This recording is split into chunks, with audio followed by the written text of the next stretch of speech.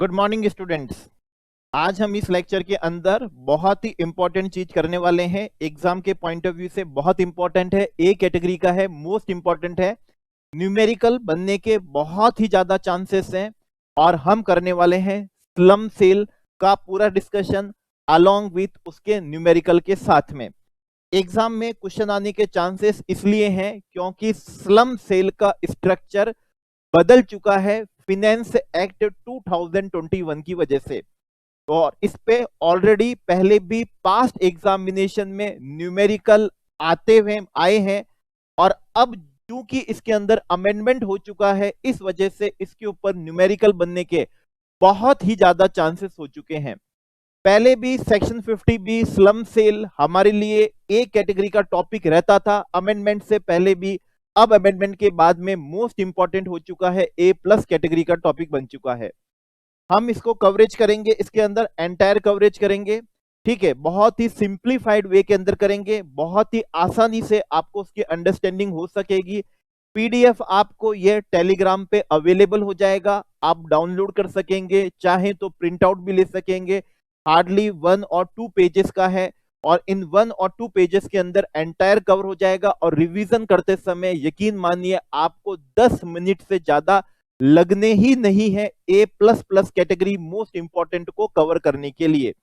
आइए कवर करते हैं। आप जैसा कि देख पा रहे हैं, ठीक है, आप जैसा कि देख पा रहे हैं हमारा टॉपिक है कौन सा है, स्लम सेल है। स्लम सेल मतलब section 2 clause 42C, section 2 clause 42C, section 2 clause कौन सा है, 42C है। स्लम सेल का मतलब होता है transfer of an undertaking, transfer of an undertaking, transfer of an undertaking. Business हमने क्या करा है, हमने कोई यूनिट, हमारी कोई बिजनेस यूनिट है। जूस क्या होता है अंडरटेकिंग का, अंडरटेकिंग का जूस होता है हमने हमारी कोई यूनिट है जैसे सीमेंट डिवीजन है, टेक्सटाइल डिवीजन है, हार्डवेयर डिवीजन है, सॉफ्टवेयर डिवीजन है। तो इसमें से कोई एक डिवीजन, कोई एक यूनिट जो है हमारी, या फिर हमारी कौन सी है, business activity, business activity as a whole. मतलब कोई एक सिंगल असेट नहीं बेचा, पूरा का पूरा डिवीजन हमने क्या कर दिया, ट्रांसफर कर दिया, ट्रांसफर कर दिया, ट्रांसफर कर दिया, ट्रांसफर कर दिया। ट्रांसफर का मतलब वही होता है जो 2 क्लॉज 47 में दिया है, 2 क्लॉज 47 में दिया है, 2 क्लॉज 47 में, जिसमें सेल भी होता है, एक्सचेंज भी होता है, ठीक है। हमने कोई डिवीजन क्या करा, ट्रांसफर करा और उसके बदले हमको कोई एक्सचेंज में क्या मिल गए, असेट मिल गए, चाहे वो कैपिटल असेट हो या नहीं हो। तो स्लम सेल का मतलब होता है transfer of an undertaking, transfer of an undertaking मतलब पूरा का पूरा बिजनेस नहीं, बिजनेस की एक यूनिट, बिजनेस का एक डिवीजन, बिजनेस की एक एक्टिविटी हमने क्या कर दी है, ट्रांसफर कर दी है, ट्रांसफर कर दी है। ट्रांसफर किसी भी तरीके से करियो, बाय एनी मींस, जैसे एग्जांपल क्या हो गया, एक्सचेंज हो गया, सेल हो गया, रेलिंक्विशमेंट हो गया, कैसे भी हो गया। For a lump sum consideration, for a lump sum consideration, for a lump sum consideration पे मतलब पूरा का पूरा डिवीजन हमने ट्रांसफर कर दिया, उस डिवीजन के सारे असेट्स हमने क्या कर दिए, ट्रांसफर कर दिए। चाहे वो लॉन्ग टर्म कैपिटल असेट थे, चाहे वो शॉर्ट टर्म कैपिटल असेट थे, चाहे वो कैपिटल असेट थे, चाहे वो कैपिटल असेट नहीं थे, चाहे वो क्या थे, स्टॉक इन ट्रेड थे, लाइबिलिटीज, सब कुछ हमने पूरा का पूरा division as a going concern हमने क्या कर दिया, ट्रांसफर कर दिया और एट ए लमसम कंसीडरेशन पे करा है, लमसम कंसीडरेशन पे करा है, लमसम कंसीडरेशन पे करा है। लमसम कंसीडरेशन का जूस होता है क्या, without assigning, without assigning, without assigning value, without assigning value to individual asset. मतलब हमने इंडिविजुअल असेट को परचेज नहीं करा कि इस असेट को इस रेट पे परचेज करा, लैंड को हमने इस वैल्यू पे परचेज करा, बिल्डिंग को इस वैल्यू पे क्या करा, परचेज करा, स्टॉक को इस वैल्यू पे क्या करा, परचेज करा हमने, शेयर्स को इस पे क्या करा, परचेज करा, डेटर्स को इस अमाउंट पे क्या करा, परचेज करा।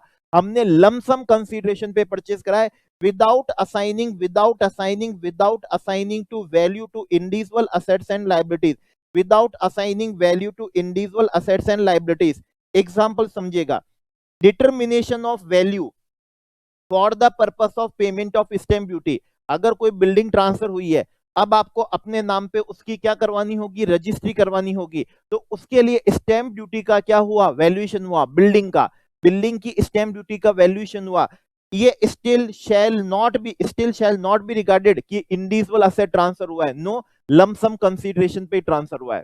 ठीक है ना। अगर कोई इंडिविजुअल असेट की वैल्यू इसलिए निकाली जा रही है कि for the purpose of payment of stamp duty या for the purpose of payment of any taxes, for the purpose of payment of क्या एनी टैक्सेस, पर्पस क्या होना चाहिए, for the purpose, purpose purpose purpose, ठीक है ना। कौन सा पर्पस है, सिर्फ इस पर्पस के लिए कि उस पे हमको कोई रजिस्ट्री करवानी हो, उस पे कोई गवर्नमेंट का टैक्स पे करना हो, उस पे हमको कोई रजिस्ट्रेशन फीस क्या करनी हो, पे करनी हो, इसलिए हमने इसलिए हमने कोई इंडिविजुअल असेट का क्या करा है, वैल्यूएशन करा है, वैल्यूएशन करा है। स्टिल वो क्या रहेगा, स्लम सेल रहेगा, स्लम सेल रहेगा।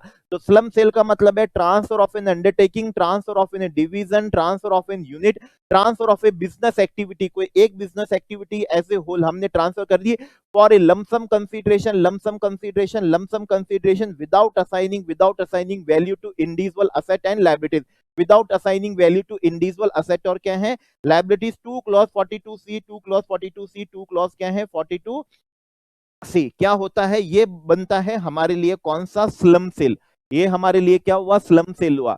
अब स्लम सेल के केस में, स्लम सेल के केस में, स्लम सेल के केस में special provision for computation of capital gain, for computation of capital gain, for computation of capital gain. It means क्या होगी कंप्यूटेशन, कैपिटल गेन की क्या होगी, कंप्यूटेशन होगी। नो पीजीपी, पीजीबीपी कंप्यूट नहीं होगा ऑन किस पे, stock in trade transfer.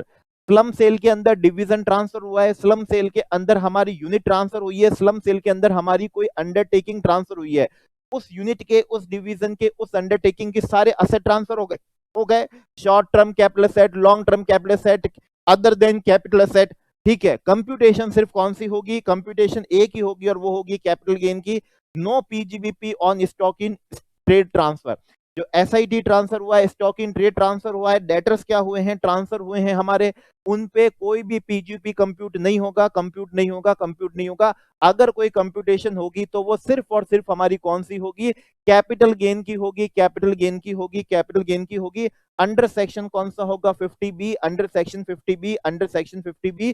50B special provision है कंप्यूटेशन ऑफ कैपिटल गेन का in case of slump sale, in case of slump sale, in case of कौन सा है, स्लम सेल है, ठीक है ना। कौन सी ईयर में टैक्सेबिलिटी आएगी, टैक्सेबिलिटी उस ईयर में आएगी जिस ईयर में ट्रांसफर टुक प्लेस हुआ, जिस ईयर में ट्रांसफर टुक प्लेस हुआ, उस ईयर में नहीं कि जिस ईयर में कंसीडरेशन मिला, जिस ईयर में ट्रांसफर टुक प्लेस हुआ।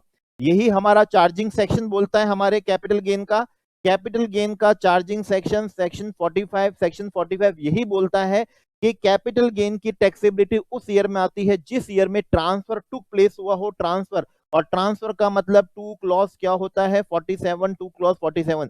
तो जिस ईयर में क्या हुआ, ट्रांसफर हुआ, उस ईयर में उसकी टैक्सेबिलिटी आएगी, टैक्सेबिलिटी आएगी। Now listen listen listen listen, अब जो अंडरटेकिंग ट्रांसफर हुई है, अब जो अंडरटेकिंग क्या हुई है, ट्रांसफर हुई है, अब जो अंडरटेकिंग ट्रांसफर हुई है, अगर वो अंडरटेकिंग की बात कर रहे हैं, पूरे डिवीजन की क्या कर रहे हैं, बात कर रहे हैं, पूरी यूनिट की क्या कर रहे हैं, बात कर रहे हैं, वो जो सीमेंट डिवीजन ट्रांसफर हुआ है, या फिर वो जो टेक्सटाइल डिवीजन ट्रांसफर हुआ है, या फिर वो सॉफ्टवेयर डिवीजन जो क्या हुआ है, ट्रांसफर हुआ है, तो एंटायर डिवीजन, अगर वो डिवीजन जो था वो held for more than 36 months था, वो डिवीजन डिवीजन कोई इंडिविजुअल असेट की बात नहीं कर रहे हैं, not individual asset, not individual asset, not individual asset, individual asset नहीं देखना है, पूरा डिवीजन, पूरा डिवीजन, पूरा डिवीजन एज ए होल देखना है। तो अगर वो अंडरटेकिंग, अगर वो डिवीजन हेल्ड है फॉर मोर देन 36 मंथ्स के लिए, तो ऐसे केस में कैपिटल गेन जो कंप्यूट होगा वो long term capital gain compute होगा, ठीक है ना। क्या होना चाहिए, मोर देन 36 मंथ्स, मोर देन 36 मंथ्स, मोर देन 36 मंथ्स। तो वो जो कंप्यूटेशन जो होगी वो लॉन्ग टर्म कैपिटल गेन की कंप्यूटेशन होगी। और अगर क्या हुआ, नॉट मोर देन क्या हुआ 36 मंथ्स हुआ, अगर not more than 36 months, not more than का मतलब है या फिर तो एग्जैक्टली 36 मंथ्स या फिर लेस देन 36 मंथ्स, या फिर तो एग्जैक्टली 36 मंथ्स या फिर लेस देन कितना है 36 मंथ, तो हम उसे कौन सा ट्रीट करेंगे, शॉर्ट टर्म ट्रीट करेंगे। इंडिविजुअल कैपिटल असेट का नेचर डिटरमाइन नहीं करना है, नहीं करना है, नहीं करना है, नहीं तो प्रॉब्लम में फंस जाओगे। कुछ आ जाएंगे लॉन्ग टर्म, कुछ आ जाएंगे कौन से, शॉर्ट टर्म, नहीं कर पाओगे कंप्यूट, क्योंकि पूरा डिवीजन लमसम कंसीडरेशन पे ट्रांसफर हुआ है।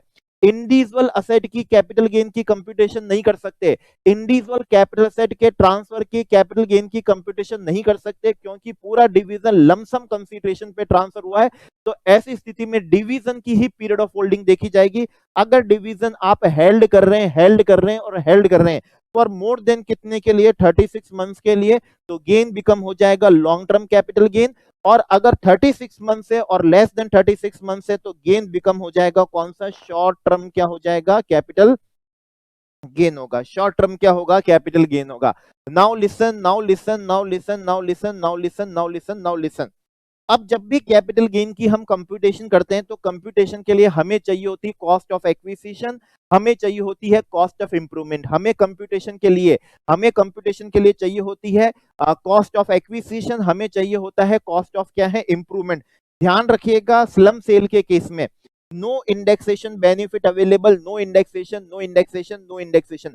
इंडेक्सेशन का बेनिफिट नहीं मिलेगा, नहीं मिलेगा, नहीं मिलेगा, नहीं मिलेगा। इवन इवन इवन अगर division held for more than 36 months है, हेल्ड फॉर मोर देन क्या है, 36 मंथ्स है, तो भी आपको इंडेक्सेशन का बेनिफिट नहीं मिलेगा, नहीं मिलेगा, नहीं मिलेगा।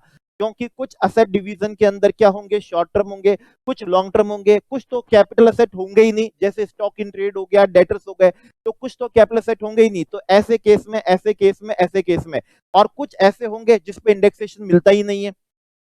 कुछ ऐसे भी असेट होते हैं जिन पे इंडेक्सेशन मिलता ही नहीं है, जैसे कि क्या हो गए, डिबेंचर्स हो गए, बॉन्ड हो गए, जिन पे इंडेक्सेशन मिलता ही नहीं है। तो ऐसे केस में जब भी स्लम सेल के अंदर कैपिटल गेन की कंप्यूटेशन होगी, अगर division held for more than 36 months है, कंप्यूटेशन कौन सी होगी, लॉन्ग टर्म कैपिटल गेन की होगी, लेकिन without indexation benefit, without indexation benefit. और विदाउट इंडेक्सेशन बेनिफिट को हम क्या बोलते हैं, विदाउट इंडेक्सेशन बेनिफिट को हम बोलते हैं second proviso to section 48 available नहीं होगा।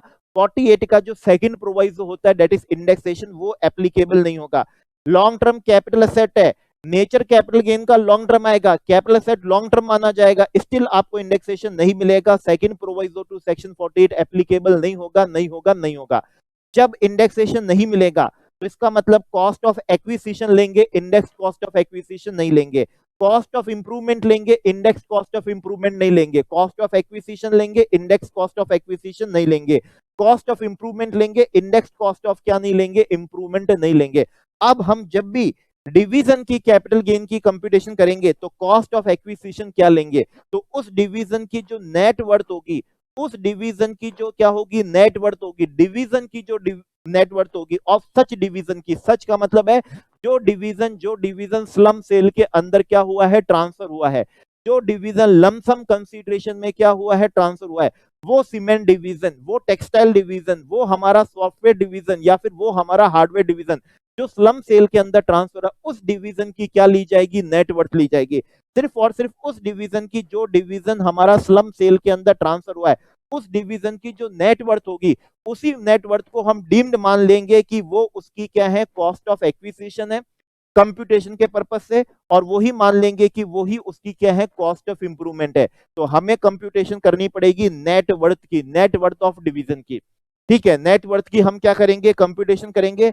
कैसे कंप्यूटेशन करेंगे नेटवर्थ की, आइए देखते हैं। Net worth of such division, net worth कैसे निकाली जाएगी, नेटवर्थ कैसे निकाली जाएगी।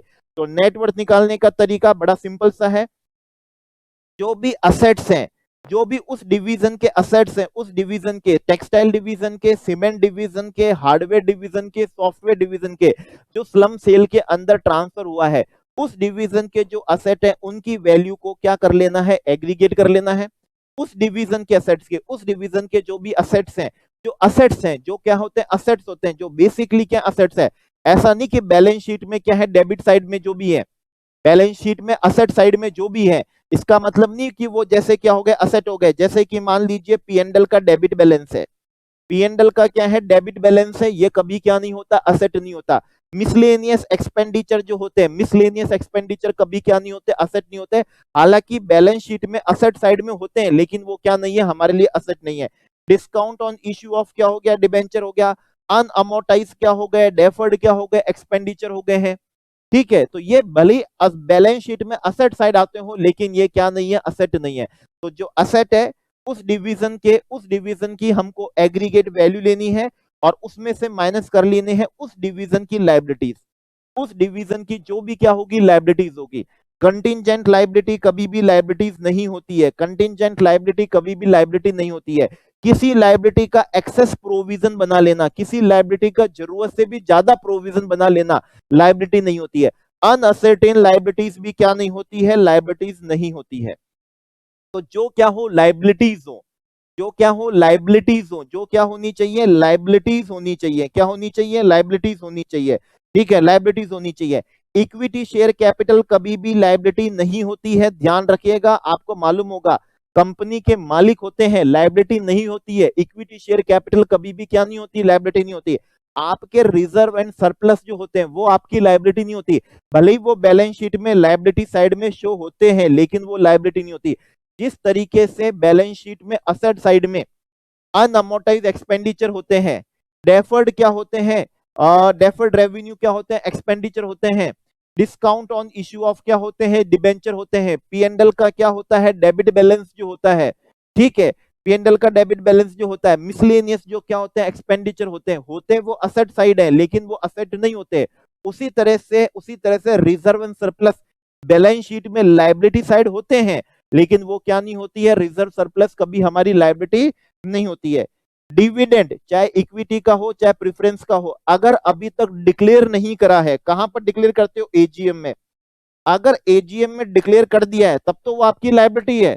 अगर आपने एजीएम में अभी तक उसको क्या नहीं करा है, डिक्लेयर नहीं करा है, इसका मतलब वो अभी तक आपकी लायबिलिटी नहीं बनी है। अगर आपने एजीएम में क्या कर दिया, डिक्लेयर कर दिया स्लम सेल से पहले, अगर स्लम सेल से पहले, स्लम सेल से पहले और स्लम सेल से पहले, स्लम सेल का मतलब होता है 2 क्लॉज 42C, स्लम सेल का मतलब होता है ये रहा 2 क्लॉज कौन सा है, 42C, 2 क्लॉज कौन सा है, 42 क्या है, सी है। अगर स्लम सेल की डेट से पहले, अगर स्लम सेल की डेट से पहले अगर क्या कर दिया, डिक्लेयर कर दिया, तब तो वो लायबिलिटी है। और अगर डिक्लेयर नहीं करा है तो वो क्या नहीं है, लायबिलिटी नहीं है। अगर किसी भी लायबिलिटी का क्या बना लेना, एक्सेस प्रोविजन बना लेना, किसी भी लायबिलिटी का एक्सेस प्रोविजन बना लेना क्या नहीं होती है, लायबिलिटी नहीं होती। अनअसर्टेन लायबिलिटी, कंटिंजेंट लायबिलिटी अभी बताया था, ये कभी क्या नहीं होती, लायबिलिटी होती ही नहीं है। Depreciation reserve, depreciation reserve, depreciation reserve, yes ये लायबिलिटी होती है। डेप्रीसिएशन रिजर्व, यस ये क्या होती है, लायबिलिटी होती है। डेप्रीसिएशन रिजर्व, यस ये क्या होती है, लायबिलिटी होती है। क्यों होती है लायबिलिटी, देखिए एक तरीका होता है, जैसे मान लीजिए क्या है, ये असेट्स हैं, ठीक है ना, ये हो गए 100 लाख के। क्या करोगे, डेप्रिसिएशन चार्ज होगा। मान लीजिए 10 लाख का डेप्रिसिएशन चार्ज हुआ। अब आपकी बैलेंस शीट में असेट साइड कितना आना चाहिए, 90 लाख आना चाहिए। ठीक है, दूसरा तरीका क्या करते हैं, असेट्स को तो बैलेंस शीट में अभी भी कितना करते हैं, 100 ही करते हैं। ठीक है, और इधर कर देते हैं डेप्रिसिएशन रिजर्व कितना है, 10 लाख। ठीक है, या फिर तो कौन सा होता है, या फिर तो ये होता है कि असेट्स को कितना कर दें, अब असेट्स को अब हम कितना कर दें, 90 लाख ही कर दें। तो 90 लाख नहीं करके क्या करते हैं, इधर 100 लाख और इधर बना देते हैं कौन सा है, डेप्रिसिएशन रिजर्व, कि कल ये असेट हमको क्या करना पड़ेगा, खरीदना पड़ेगा, तो उसके लिए रिजर्व क्या कर रहे हैं, क्रिएट, ये ऐसा कर देते हैं। तो इसलिए डेप्रिसिएशन रिजर्व आपकी क्या है, लायबिलिटी है।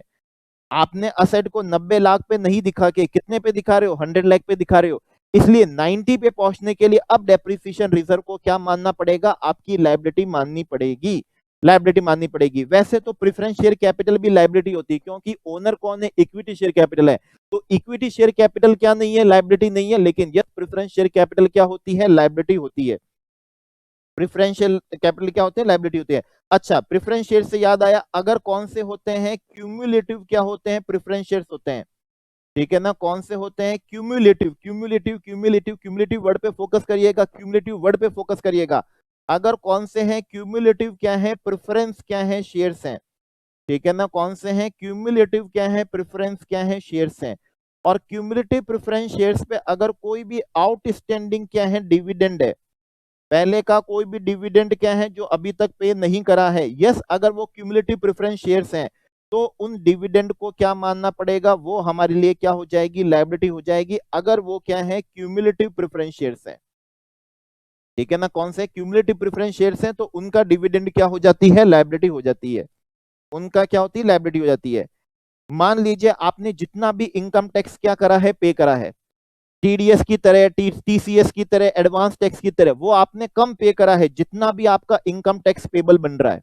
मान लीजिए आपका प्रोविजन फॉर इनकम टैक्स जो है, प्रोविजन फॉर इनकम टैक्स मतलब इनकम टैक्स की लायबिलिटी 100 लाख है, 1 करोड़ है, और अभी तक आपने टीडीएस, टीसीएस और एडवांस टैक्स की तरह 90 लाख ही क्या करे हैं, पे करें। इसका मतलब 10 लाख आपके लिए क्या बनेगी, लायबिलिटी बनेगी, क्योंकि आपने इनकम टैक्स जो पेड करा है टीडीएस की तरह, टीसीएस की तरह या एडवांस टैक्स की तरह, वो आपने क्या करा है 90 लाख ही पे करा है, जबकि आपकी लायबिलिटी बनती कितनी है, 100 लाख बनती है। लायबिलिटी ज्यादा बनती है, कम पे करा है, तो 10 लाख को हम क्या मानेंगे, लायबिलिटी मानेंगे। ना तो हम 90 लाख को क्या मानेंगे, असेट्स नहीं मानेंगे, ना तो हम इसको असेट्स मानेंगे, ना इस 100 लाख को हम अब आपकी क्या मानेंगे, लायबिलिटी मानेंगे। लायबिलिटी मानेंगे, लायबिलिटी तो अब हम सिर्फ कितने को मानेंगे, 10 लाख को मानेंगे। लायबिलिटी तो अब हम सिर्फ और सिर्फ कितने को मानेंगे, 10 लाख को ही क्या करेंगे, मानेंगे। इस बात को आपको ऐसे भी क्या कर सकता हूं, समझा सकता हूं। ठीक है, ठीक है।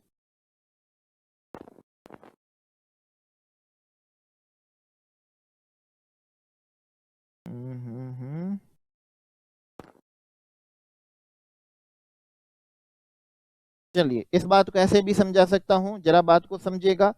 जैसे कि मान लीजिए 100 लाख आपने क्या करा है, टीडीएस करा है, 100 लाख आपका टीसीएस है, और 100 लाख आपका क्या है, एडवांस टैक्स पेड है।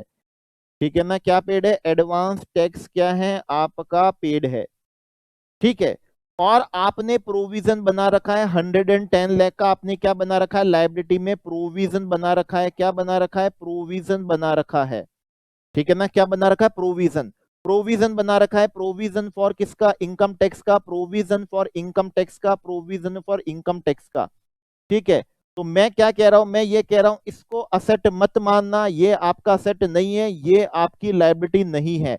अगर आपकी कुछ लायबिलिटी है तो वो 10 लाख है, क्योंकि आपकी लायबिलिटी 110 लाख थी, 100 लाख आपने पे कर रखे हैं, तो जो पे कर दिए उसको असेट नहीं मान रहे, 110 को लायबिलिटी नहीं मान रहे, ये 10 लाख आपकी क्या बन जाएगी, लायबिलिटी बन जाएगी, ये आपके लिए क्या बन जाएगी, लायबिलिटी बन जाएगी। इसी को अब आप ऐसे समझिएगा, यहां पर आपने पे कर रखा है 110 लाख, जबकि लायबिलिटी आपकी कितनी है, 100 लाख की है। ठीक है, 100 लाख की है, 100 लाख की है। ना तो हम इसको क्या मान रहे हैं, असेट मान रहे हैं, ना इसको हम लायबिलिटी मान रहे हैं, लेकिन जो 10 लाख आपने ज्यादा पे कर दिए, जिसका अब आप इनकम टैक्स का क्या बनेगा, रिफंड बनेगा, इसको अब हम जरूर आपका क्या मान लेंगे, असेट मानेंगे। इसको हम क्या मानेंगे, असेट मानेंगे। आई होप बात आपको बहुत अच्छे से समझ में आ रही होगी। मतलब लायबिलिटी में जो आपका इनकम टैक्स का प्रोविजन बना है, हम उसको लायबिलिटी नहीं मान रहे। बैलेंस शीट में असेट साइड में जो टीडीएस टीसीएस एडवांस टैक्स पे है, हम उसको असेट भी क्या नहीं कर रहे, नहीं मान रहे। हम क्या कह रहे हैं, अगर आपने कम पे करा है, लायबिलिटी ज्यादा है, तो जो ये 10 लाख है इसको हम आपकी क्या मान लेंगे, लायबिलिटी मानेंगे। फेयर है। और अगर आपने 110 लाख पे कर दिए हैं, जबकि लायबिलिटी आपकी कितनी है, 100 लाख की है, तो जो ज्यादा पे कर दिया वो आपके लिए रिफंड क्या होगा, असेट होगा, वही आपके लिए असेट होगा। तो बैलेंस शीट के अंदर आपको टीडीएस दिखता है, टीसीएस दिखता है, एडवांस टैक्स पेड दिखता है। टीडीएस दिखता है, टीसीएस दिखता है, एडवांस टैक्स क्या दिखता है, पेड दिखता है, तो वो आपके लिए क्या नहीं होगा, असेट नहीं होगा। ठीक है ना, वो आपके लिए क्या नहीं होगा, असेट नहीं होगा, वो आपके लिए क्या नहीं होगा, असेट नहीं होगा। जैसे कि यहां पर कहा था, तो और जोड़ देता हूं, टीडीएस आपका असेट नहीं है, टीसीएस आपका असेट नहीं है, और जो भी आपने क्या पे कर दिए, एडवांस टैक्स क्या कर दिया, पेड कर दिया, वो भी आपका क्या नहीं है, असेट नहीं है।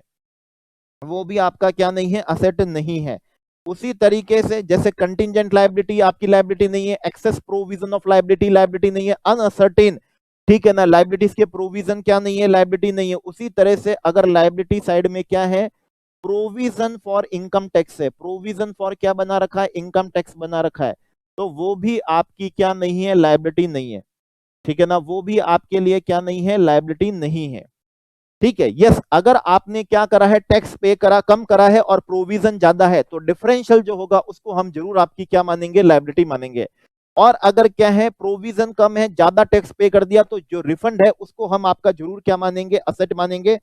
तो ध्यान रखिएगा, बहुत ही सिंपल सा, बहुत सिंपल कॉन्सेप्ट है, बहुत ही सिंपल कॉन्सेप्ट है। एक बार वापस से देखिएगा, इक्विटी शेयर कैपिटल मालिक होते हैं, ये क्या नहीं होती है, लायबिलिटी नहीं होती है। रिजर्व सरप्लस आपका पैसा कमाए हुआ रिटेन्ड अर्निंग है, ये कभी आपकी लायबिलिटी नहीं होती है। लेकिन डेप्रीसिएशन रिजर्व जरूर आपकी क्या होती है, लायबिलिटी होती है। अगर डेप्रीसिएशन रिजर्व नहीं होता तो असेट 90 लाख होना चाहिए था। रिजर्व बनाए हैं, इसका मतलब असेट साइड आप 100 लाख दिखा रहे हो, तो जो 10 लाख आप डेप्रिसिएशन रिजर्व दिखा रहे हो उसको हमें क्या मानना पड़ेगा, लायबिलिटी मानना पड़ेगा। एक्सेस प्रोविजन किसी भी लायबिलिटी का लायबिलिटी नहीं होती है, अनअसर्टेन लायबिलिटीज के प्रोविजन कभी लायबिलिटी नहीं होती है, जो कंटिंजेंट लायबिलिटी होती है वो कभी लायबिलिटी होती नहीं है।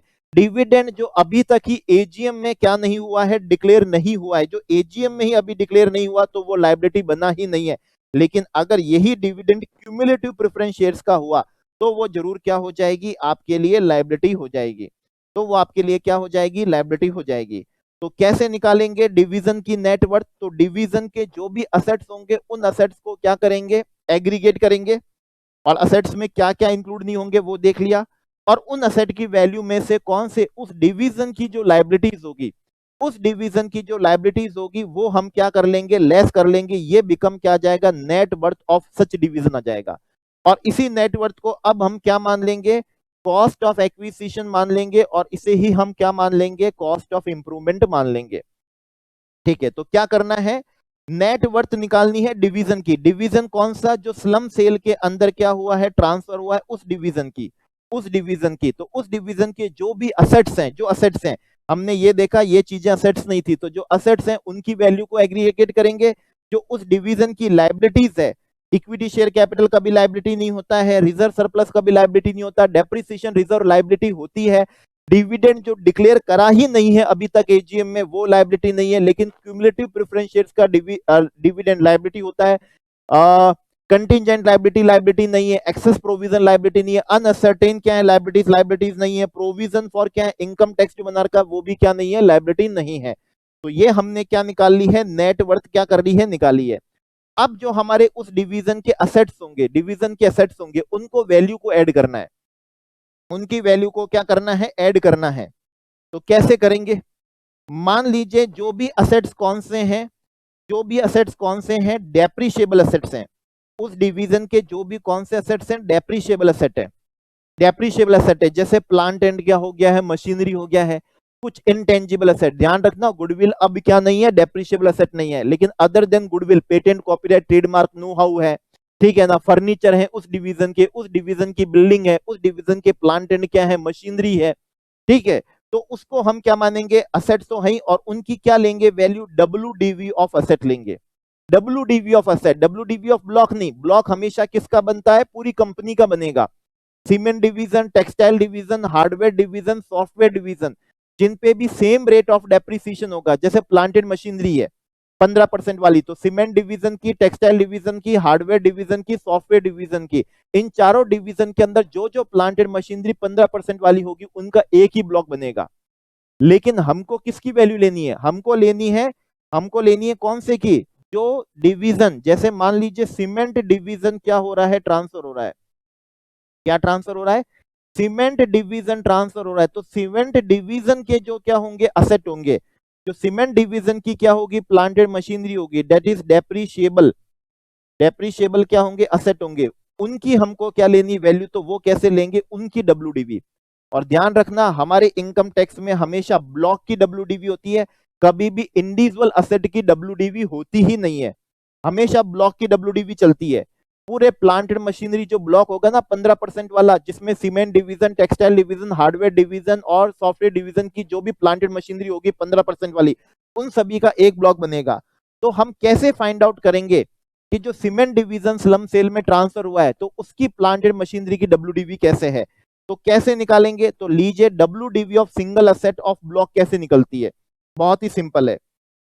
जो भी असेट स्लम सेल में क्या हुआ है, ट्रांसफर हुआ है, आप उसकी क्या ले लीजिए, एक्चुअल कॉस्ट ले लीजिए, आप उसकी क्या ले लीजिए, एक्चुअल कॉस्ट ले लीजिए। से मान लीजिए उसकी एक्चुअल कॉस्ट कितनी थी, 10 लाख थी।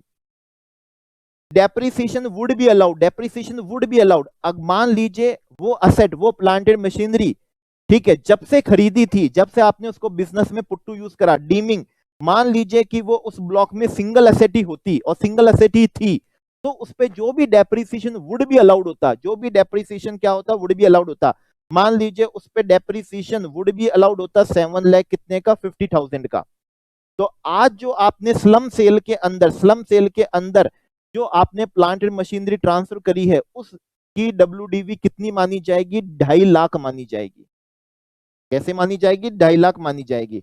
तो करना कैसे है, करना ऐसे है कि आपने जो भी स्लम सेल के अंदर डेप्रिशिएबल असेट ट्रांसफर करा है, उसकी एक्चुअल कॉस्ट जो भी थी, जब भी आपने उसको एक्वायर करा था, जब से पुट टू यूज करा था तब से उस पर डेप्रिसिएशन जो भी वुड भी अलाउड होता, ठीक है, normal depreciation, additional depreciation, half the rate depreciation हो गया या फिर फुल डेप्रिसिएशन हो गया, जो भी हुआ डेप्रिसिएशन वो भी वुड भी अलाउड जो भी होता वो आप उसमें से लेस कर लीजिए, ये मानी जाएगी, ये डीम्ड मानी जाएगी कि जो आपने क्या करा है, डेप्रिशिएबल असेट ट्रांसफर करा है, डेप्रिशिएबल असेट एक ट्रांसफर करा है, ब्लॉक का एक असेट आपने क्या कर दिया, ट्रांसफर कर दिया। उस प्लांट एंड मशीनरी के ब्लॉक में से बहुत सारी प्लांट एंड मशीनरी थी, सीमेंट की भी थी, टेक्सटाइल की भी थी, हार्डवेयर की भी थी, सॉफ्टवेयर की भी थी। अब सीमेंट डिवीजन का क्या हो गया, स्लम सेल हो गया, तो उसकी प्लांट एंड मशीनरी की WDV अब कितनी मानी जाएगी, 2.5 लाख मानी जाएगी। और नेटवर्थ की कंप्यूटेशन में हम कितनी लेंगे, 2.5 लाख लेंगे। लेकिन एक बात हमेशा क्या रखना, ध्यान रखना, मान लीजिए उस पूरे ब्लॉक की WDV, उस पूरे ब्लॉक की WDV कितनी है, 22,50,000 है। 22 लाख कितनी है, 50,000 है, ठीक है ना, कितनी है, 22 लाख कितनी है, 50,000 है। उस पूरे ब्लॉक की WDV, ब्लॉक की WDV निकालना आपको बहुत अच्छे से आता होगा। कैसे करते हैं, ओपनिंग WDV ऑफ ब्लॉक लेते हैं, ठीक है ना, ओपनिंग WDV ऑफ क्या लेते हैं, ब्लॉक लेते हैं। ये रही ब्लॉक की WDV, जो ब्लॉक था हमारा प्लांटेड मशीनरी का, ठीक है ना, एट द रेट ऑफ कौन सा वाला, 15% वाला। उस ब्लॉक के अंदर जो भी आपने क्या करा होगा, एक्वायर करा होगा, जो भी आपने क्या करा होगा, एक्वायर करा होगा, उसकी एक्चुअल कॉस्ट ब्लॉक ऐसे ही, ब्लॉक की WDV ऐसे ही निकाली जाती है, आपको बिल्कुल अच्छे से आता होगा। इसमें से जो भी आपने क्या कर दी है, सोल्ड कर दी है, जो भी आपने क्या कर दी है, सोल्ड कर दी है, उस पे जो भी आपको क्या मिल रहा है, मनी पेबल मिल रहा है, आपने ट्रांसफर कर दी है, डिस्कार्डेड हो गई है, डिमोलिश्ड हो गई है, स्क्रैप हो गई है, तो उसमें से आपको जो भी क्या मिला, मनी पेबल मिला, इसको अब हम बोलते हैं WDV ऑफ क्या बोलते हैं, ब्लॉक बोलते हैं। अगर ये WDV ऑफ ब्लॉक कितनी है, 22,50,000 है, कितनी है, 22,50,000 है, ठीक है ना, कितनी है, 22 लाख कितनी है, 50,000 है ये। तो अब क्या होगा आगे के लिए, ये आपका स्लम सेल में चला गया, ठीक है ना, ये स्लम सेल में चला गया, और इसकी हमने WDV कितनी कंप्यूट करी थी, 2,50,000, 2,50,000। अब कंपनी आगे 20 लाख पे डेप्रिसिएशन क्या करेगी, क्लेम करेगी। अब इस साल कितने पे क्लेम करेगी, 20 लाख पे डेप्रिसिएशन क्या करेगी, क्लेम करेगी, ठीक है ना, क्योंकि ये सेट तो स्लम सेल में चला गया, इस पे अब हम डेप्रिसिएशन क्लेम नहीं करेंगे, ठीक है ना, अब हम क्लेम नहीं करेंगे, तो अब हम क्लेम करेंगे कितने पे, 20 लाख पे। सेकंड एग्जांपल देखिएगा, अगर हमारी ब्लॉक की WDV मान लीजिए आ रही है 1,90,000 रुपए, बिल्कुल बिल्कुल इसी के अंदर करता हूं, इसी के अंदर करता हूं, ये WDV ऑफ ब्लॉक कितनी आ रही है, 1,90,000 आ रही है। मान लीजिए ये जो मनी पेबल था ना, ये कोई असेट हमने क्या करा, सोल्ड करा, जो बहुत ही ज्यादा वैल्यू पे क्या हो गया, सोल्ड हो गया, ठीक है ना, बहुत ही ज्यादा वैल्यू पे क्या हो गया, सोल्ड हो गया, इसलिए हमारी WDV कितनी आ गई, 1,90,000 आ गई।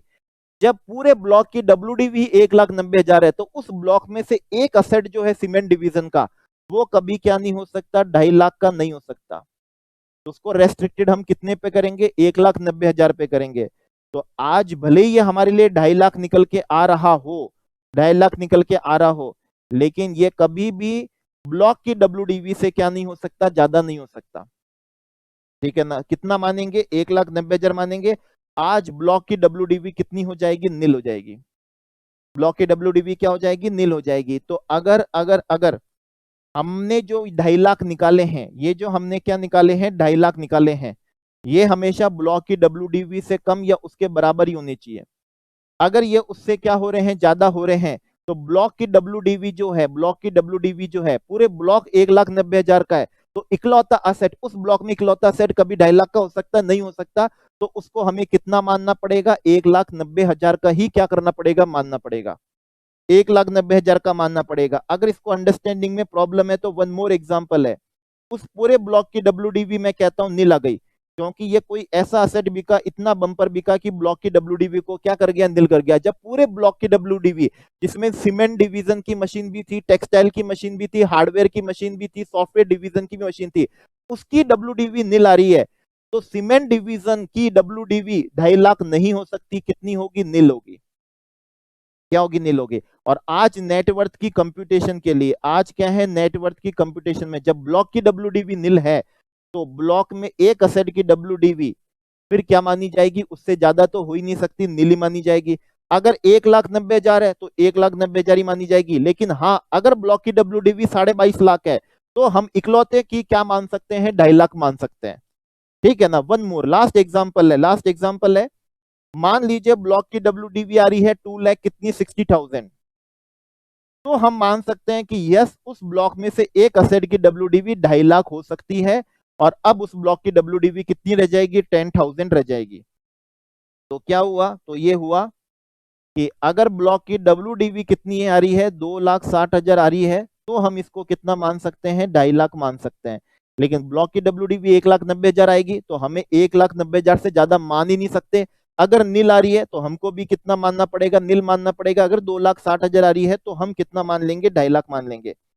तो पूरे ब्लॉक में से अगर एक असेट जो स्लम सेल में गया, उसकी WDV कैसे निकालेंगे, तो उसकी WDV निकालने का तरीका क्या था, जो भी उसकी एक्चुअल कॉस्ट थी उसमें से डेप्रीसिएशन वुड बी अलाउड आप क्या कर लीजिए, माइनस कर लीजिए। डेप्रीसिएशन वुड बी अलाउड क्या कर लीजिए, माइनस कर लीजिए। मान लिया जाएगा अब जो अमाउंट आ रहा है वो WDV है ऑफ किसके, सिंगल असेट की। वो WDV है ऑफ किसके, सिंगल असेट की। ठीक है।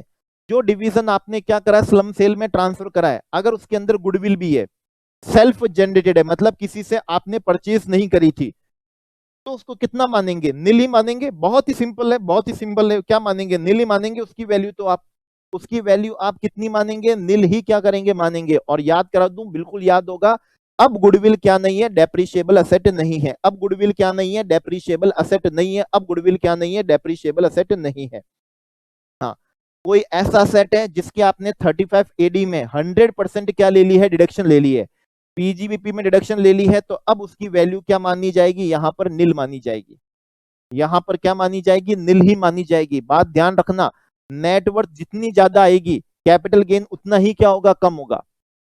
ठीक है।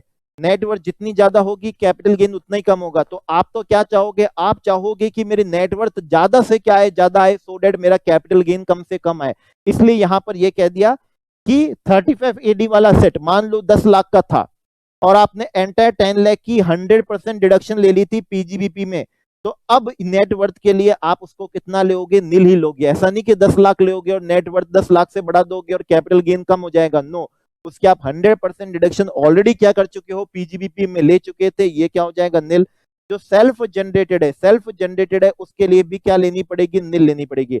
हाँ, इसके अलावा जो भी असेट्स हैं, जो भी असेट्स हैं, चाहे वो कैपिटल असेट है, चाहे वो कैपिटल असेट नहीं है, चाहे वो शॉर्ट टर्म है, लॉन्ग टर्म है, जो भी वो कौन से क्या है, असेट है, जो भी वो कौन से असेट है, उन सब असेट की क्या लेनी है, बुक वैल्यू लेनी है।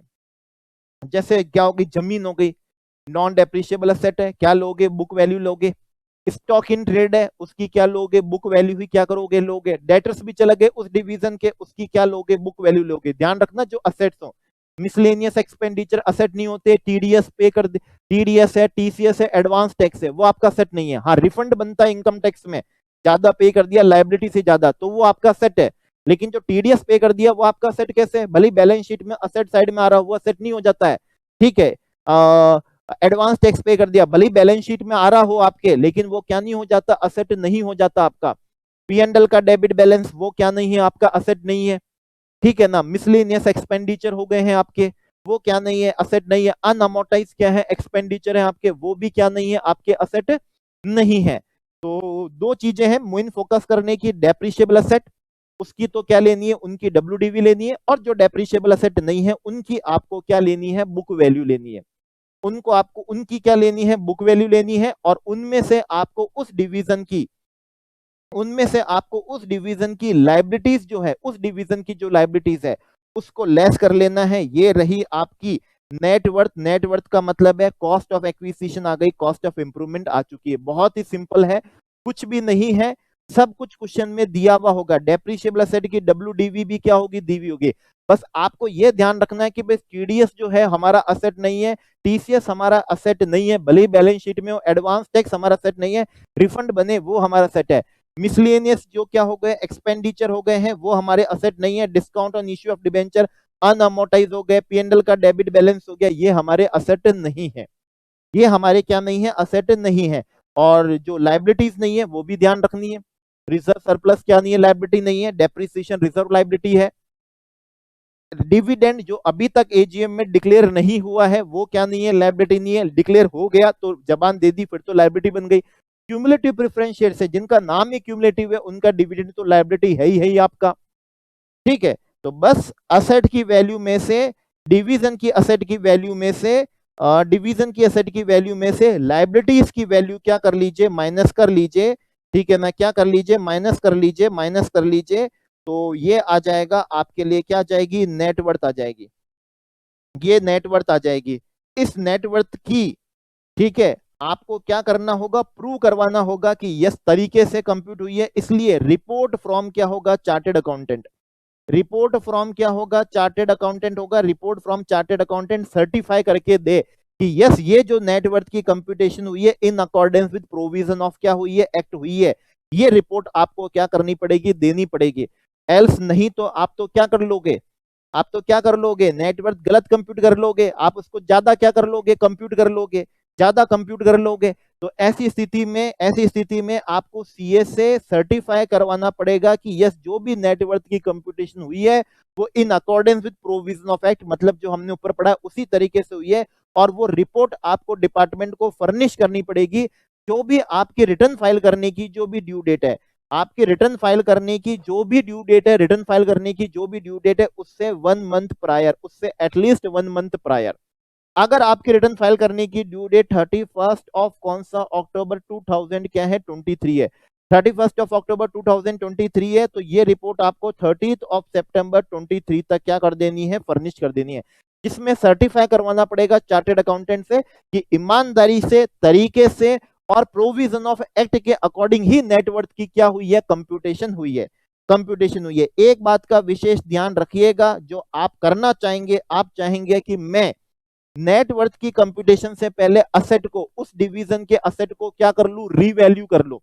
बिल्डिंग की वैल्यू को क्या कर दूं, बढ़ा दूं। जमीन की वैल्यू को क्या कर दूं, बढ़ा दूं। प्लांट मशीनरी की वैल्यू को क्या कर दूं, बढ़ा दूं। ठीक है ना, सबको क्या कर दूं, बढ़ा दूं, इन्फ्लेट कर दूं, सो डेट मेरा नेटवर्थ ज्यादा आ जाए। जितना नेटवर्थ ज्यादा आ जाएगा कैपिटल गेन कम आएगा। इसलिए करना है इग्नोर रीवैल्यूएशन ऑफ असेट। कभी भी करा हो रीवैल्यूएशन, चाहे उस प्रीवियस ईयर में करा हो, पहले करा हो, कोई सा भी रीवैल्यूएशन करा हो, अपवर्ड डाउनवर्ड, वैसे तो कौन सा करोगे आप, अपवर्ड ही करोगे। सो डेट आपका क्या है, नेटवर्थ ज्यादा है। तो रीवैल्यूएशन को आपको टोटली क्या कर देना है, इग्नोर कर देना है, कंसीडर करना ही नहीं है, नहीं है, नहीं है।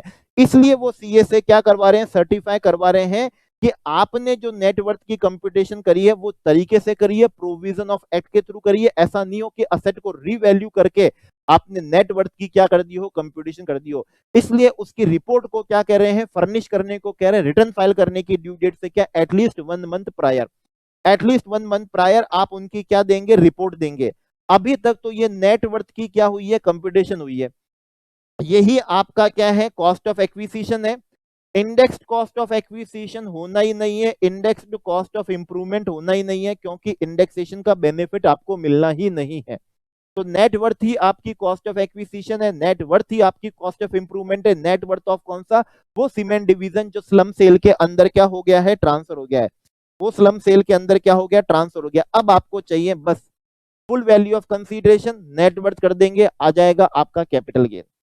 ठीक है, आ जाएगा आपका कैपिटल गेन। अगर डिवीजन हेल्ड है फॉर मोर देन 36 मंथ तो वो लॉन्ग टर्म कैपिटल गेन या लॉस आ जाएगा। अगर डिवीजन हेल्ड है नॉट मोर देन 36 मंथ तो जो भी गेन और लॉस आएगा वो शॉर्ट टर्म हो जाएगा। अब चाहिए हमें सिर्फ और सिर्फ कौन सा, full value of consideration. Full value of क्या चाहिए, कंसीडरेशन चाहिए।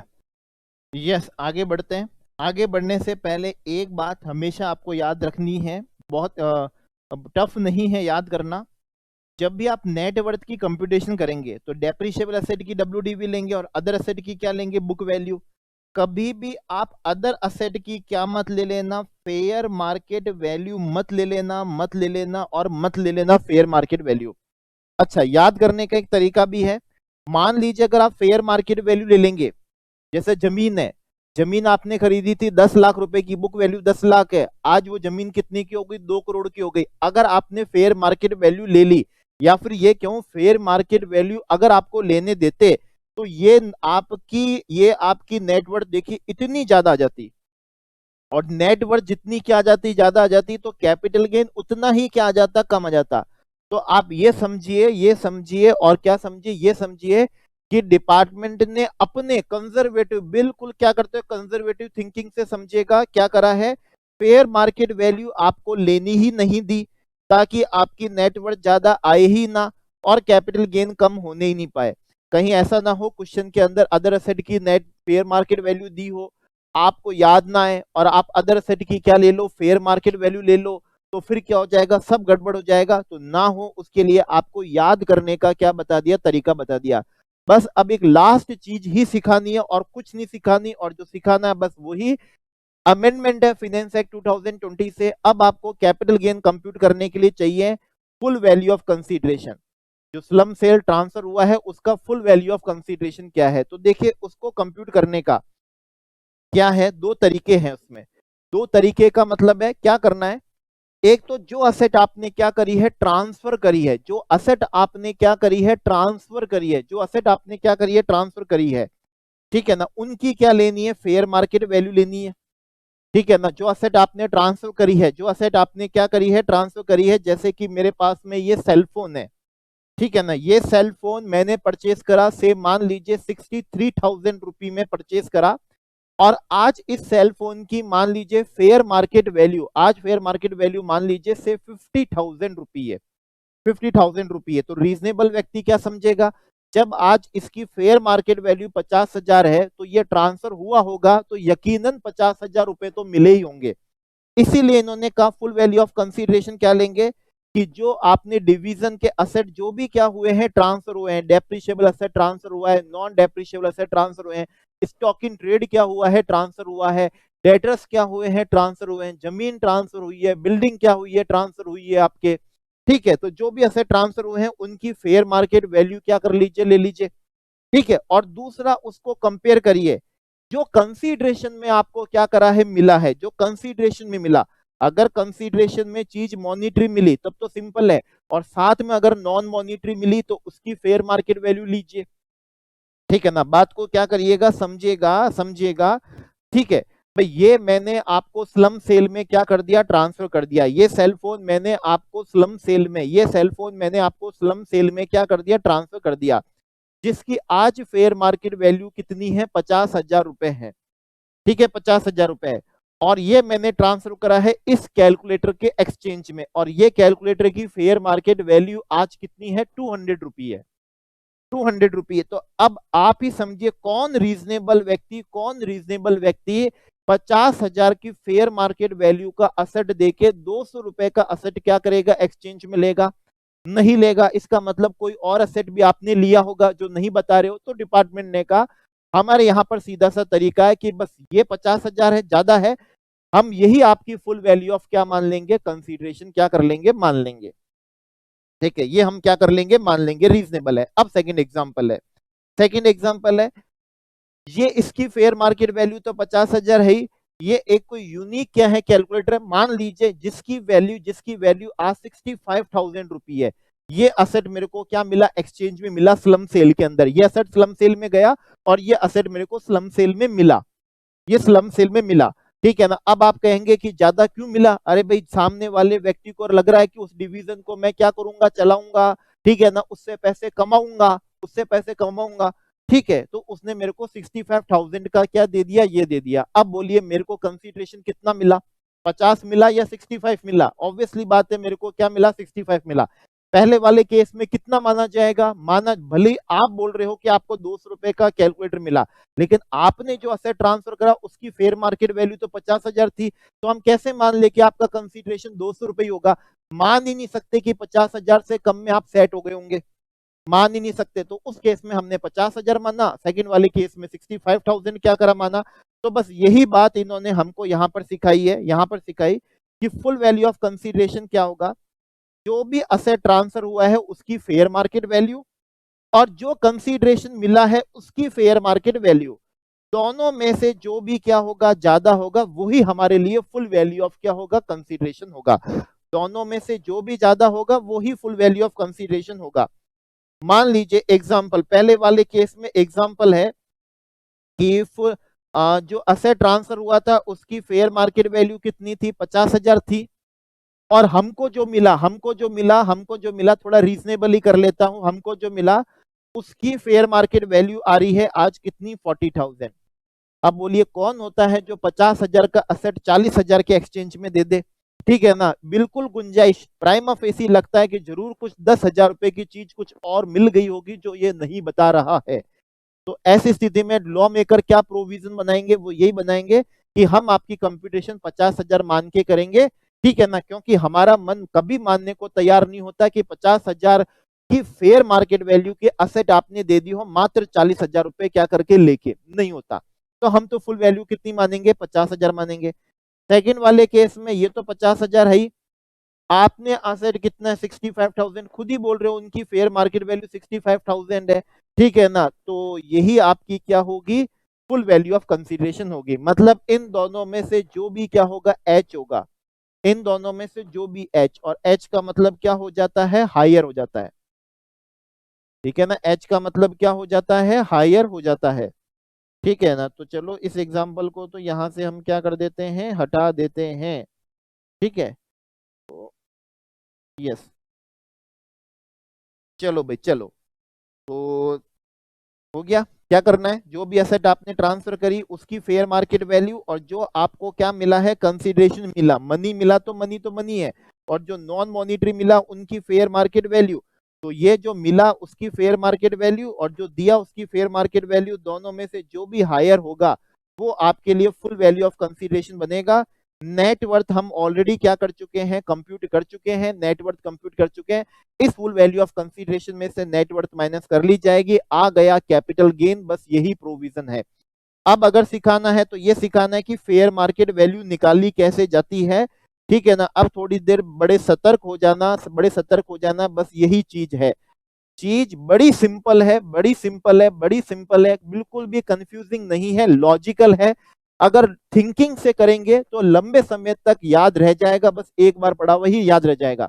जैसे मुझे याद रहा है नेटवर्थ, नेटवर्थ के निकालने के केस में वो कहते हैं अदर एसेट की बुक वैल्यू लो, फेयर मार्केट वैल्यू मत लो। मेरे को मालूम है अगर वो फेयर मार्केट वैल्यू लेने देंगे तो कैपिटल गेन आएगा ही कहां से। अगर मेरे को कॉस्ट ही क्या लेने देंगे, आज की फेयर मार्केट वैल्यू लेने देंगे, कंसीडरेशन भी मैं क्या लूंगा, आज की फेयर मार्केट वैल्यू लूंगा, तो गेन आएगा ही कहां से। तो ऑब्वियसली बात है कि कॉस्ट लेते समय वो मेरे को फेयर मार्केट वैल्यू नहीं लेने देंगे, कॉस्ट लेनी है, इसलिए मेरे को क्या लेंगे, बुक वैल्यू लेंगे, तभी तो गेन आएगा। कि बुक वैल्यू इतनी थी, आज फेयर मार्केट वैल्यू इतनी मिल गई तो आपको गेन हुआ। तो मेरे को याद है, मैं नहीं भूल सकता, मैं नहीं भूल सकता, क्योंकि मैंने अपने क्या बना लिए, कॉन्सेप्ट बना लिए हैं, मैंने उसका तरीका ढूंढ लिया है, उसको याद करने का रीजनेबल तरीका। आगे की भी जो चीजें हैं उसका भी रीजनेबल तरीका क्या कर रखा है, मालूम है, तो लंबे समय तक हमेशा के लिए क्या रहेगा, लर्न रहेगा, कंफ्यूजिंग कुछ नहीं होगा, कंफ्यूजिंग कुछ नहीं होगा। जैसे कि बड़ा सिंपल है, जैसे कि मान लीजिए आपने जो भी असेट स्लम सेल में ट्रांसफर करा, डिवीजन ट्रांसफर करा, उस डिवीजन में मान लीजिए इमूवेबल प्रॉपर्टी, इमूवेबल प्रॉपर्टी क्या हुई है, ट्रांसफर हुई है। इमूवेबल प्रॉपर्टी की आपको क्या लेनी है, एसडीवी लेनी है, स्टैम्प ड्यूटी वैल्यू, यही आपको माननी है, उसकी फेयर मार्केट वैल्यू यही माननी है, उसकी एसडीवी लेनी है, क्या लेनी है, एसडीवी लेनी है। अब आप कहोगे कि एसडीवी कम है, फेयर मार्केट वैल्यू ज्यादा है, फेयर मार्केट वैल्यू क्यों नहीं ले रहे, तो ध्यान से सुनिए, इसका तरीका भी लर्न करने का। एसडीवी कौन है, सरकार की है। अगर सरकार खुद एक लॉ में बोलता है कि एसडीवी ये है, तो सरकार के बनाए हुए दूसरे लॉ के अंदर वो कैसे कहेंगे कि इसकी आप फेयर मार्केट वैल्यू लो, ठीक है ना, फेयर मार्केट वैल्यू लो। तो ये मतलब ये हो जाएगा, सरकार का बनाया हुआ लॉ एक तरफ तो बोलता है कि वो उसकी वैल्यू है, और एक लॉ में बोलते हैं नहीं ये इसकी क्या है, वैल्यू है। अगर सरकार हो, आप बोलते हो कि ये उसकी वैल्यू है, तो वहां पर भी उसकी वैल्यू यही है, और यहां पर भी उसकी वैल्यू क्या है, यही है। ये मुझे ध्यान है, मैं भूल ही नहीं सकता अब। तो आप भी नहीं भूलोगे कि इमूवेबल प्रॉपर्टी की तो क्या लेनी होती है, स्टैंप ड्यूटी वैल्यू ही क्या करनी होती है, लेनी होती है। कोई stamp duty value fair market value का कंपैरिजन मत कर लेना, मत कर लेना, मत कर लेना, बता रहा हूं मत कर लेना, स्टैम्प ड्यूटी वैल्यू ही क्या करनी है, लेनी है, स्टैम्प ड्यूटी वैल्यू। ज्वेलरी है, बुलियन है, ज्वेलरी है, बुलियन है, ठीक है ना, ज्वेलरी बुलियन है, ऑब्वियसली बात है, ओपन मार्केट वैल्यू होती है, रोज सोने के भाव, चांदी के भाव न्यूज़पेपर के अंदर आते ही है, ठीक है ना। तो ये क्या हो गई, ज्वेलरी बुलियन क्या हो जाएगी, ओपन मार्केट वैल्यू हो जाएगी। आर्टिस्टिक वर्क क्या होती है, ड्राइंग्स होती है, पेंटिंग्स होती है, स्कल्पचर्स होते हैं, ठीक है ना, स्कल्पचर्स होते हैं हमारे ये, इनको हम क्या बोलते हैं, आर्टिस्टिक वर्क बोलते हैं। आर्कियोलॉजिकल होता है, आर्कियोलॉजिकल कलेक्शंस होता है, ये सब आर्टिस्टिक वर्क है। इनकी भी क्या होगी, ओपन मार्केट वैल्यू, जो आप एक मार्केट में, ओपन मार्केट में फैच कर सकते हो, ठीक है ना, सोल्ड करने पे जो फैच कर सकते हो ओपन मार्केट वैल्यू। बोलिए क्या टफ है, बोलिए क्या टफ है। आज मान लीजिए आपके पास में 10 ग्राम क्या है, सोना है, 10 ग्राम गोल्ड है, जिसे हम 1 तोला बोलते हैं, ठीक है ना। 1 तोला आपके पास में क्या है, सोना है, 1 तोला आपके पास में सोना है। तो मैं आपसे पूछूं भाई कितने का सोना है, तो आप कहेंगे कि भाई 55,000 रुपए का। आज के केस में मान लीजिए मैं बोलता 50-55 हजार का। कैसे बोला आपने 50-55 हजार? क्योंकि मालूम है उसकी ये ओपन मार्केट क्या है, वैल्यू है, ठीक है ना। आप जानते हैं ये उसकी क्या ओपन मार्केट वैल्यू। आपके पास में 1 kg क्या है, बुलियन मत लीजिए, सिल्वर है।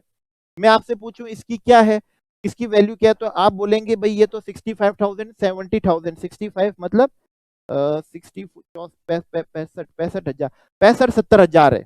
तो वो कैसे कहा आपने मेरे को 65,000, 70,000 है? क्यों? क्योंकि आपके मन में चल रहा था कि यही तो उसकी ओपन मार्केट वैल्यू है। आज बाजार में 1 किलो चांदी बेचने जाऊंगा, 65-70 हजार रुपए क्या होंगे, मिलेंगे, ठीक है ना, क्या होंगे, मिलेंगे। तो ऑब्वियसली बात है जो मिलेंगे वही तो उसकी फेयर मार्केट वैल्यू है। तो ज्वेलरी की क्या हुई, ओपन मार्केट क्या हो गई, वैल्यू हो गई।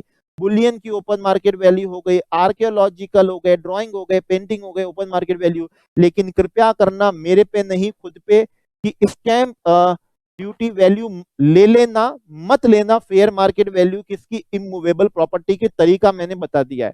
क्वेश्चन भरपूर कोशिश करेगा कंफ्यूज करने की, बोलेगा स्टैम्प ड्यूटी वैल्यू 1 CR है और उसकी फेयर मार्केट वैल्यू कितनी है, 3 CR है, ठीक है ना, 3 CR है। अब 3 CR लोगे तो कैपिटल गेन ज्यादा निकलेगा, तो लॉ तो चाहेगा 3 CR ले लें, नहीं चाहेगा, नहीं चाह सकता वो, क्योंकि ये स्टैम्प ड्यूटी वैल्यू मेरे घर की निकाली भी नहीं है।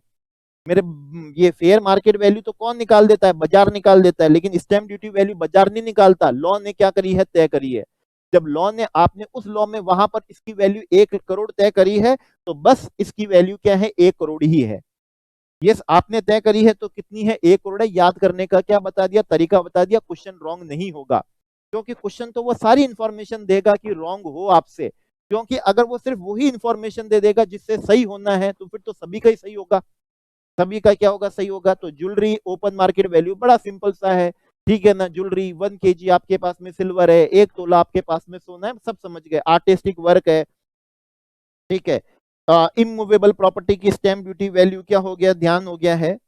ये शेयर्स एंड सिक्योरिटीज अभी समझाता हूं, बस यही समझाना है। अदर असेट्स की क्या हो जाएगी, बुक वैल्यू, ठीक है ना। अदर असेट्स की और क्या होगी, अदर असेट्स की क्या होती है, और जो भी अदर असेट्स होते हैं उनकी क्या होती है, बुक वैल्यू ही क्या होती है, उन्हीं की बुक वैल्यू को ही फेयर मार्केट वैल्यू माना जाता है, ठीक है ना। अदर असेट्स क्या हो गया, अदर असेट्स क्या हो गया, जैसे स्टॉक इन ट्रेड है, तो बुक वैल्यू ही उसकी है, बुक वैल्यू तो वैल्यू होगी उसकी, तो बुक वैल्यू ही होगी, ठीक है ना। डेटर्स हैं, आप डेटर्स से 50 लाख रुपए मांगते हो, 50 लाख रुपए मांगते हो, तो 50 लाख ही तो उसकी क्या होगी, वैल्यू होगी।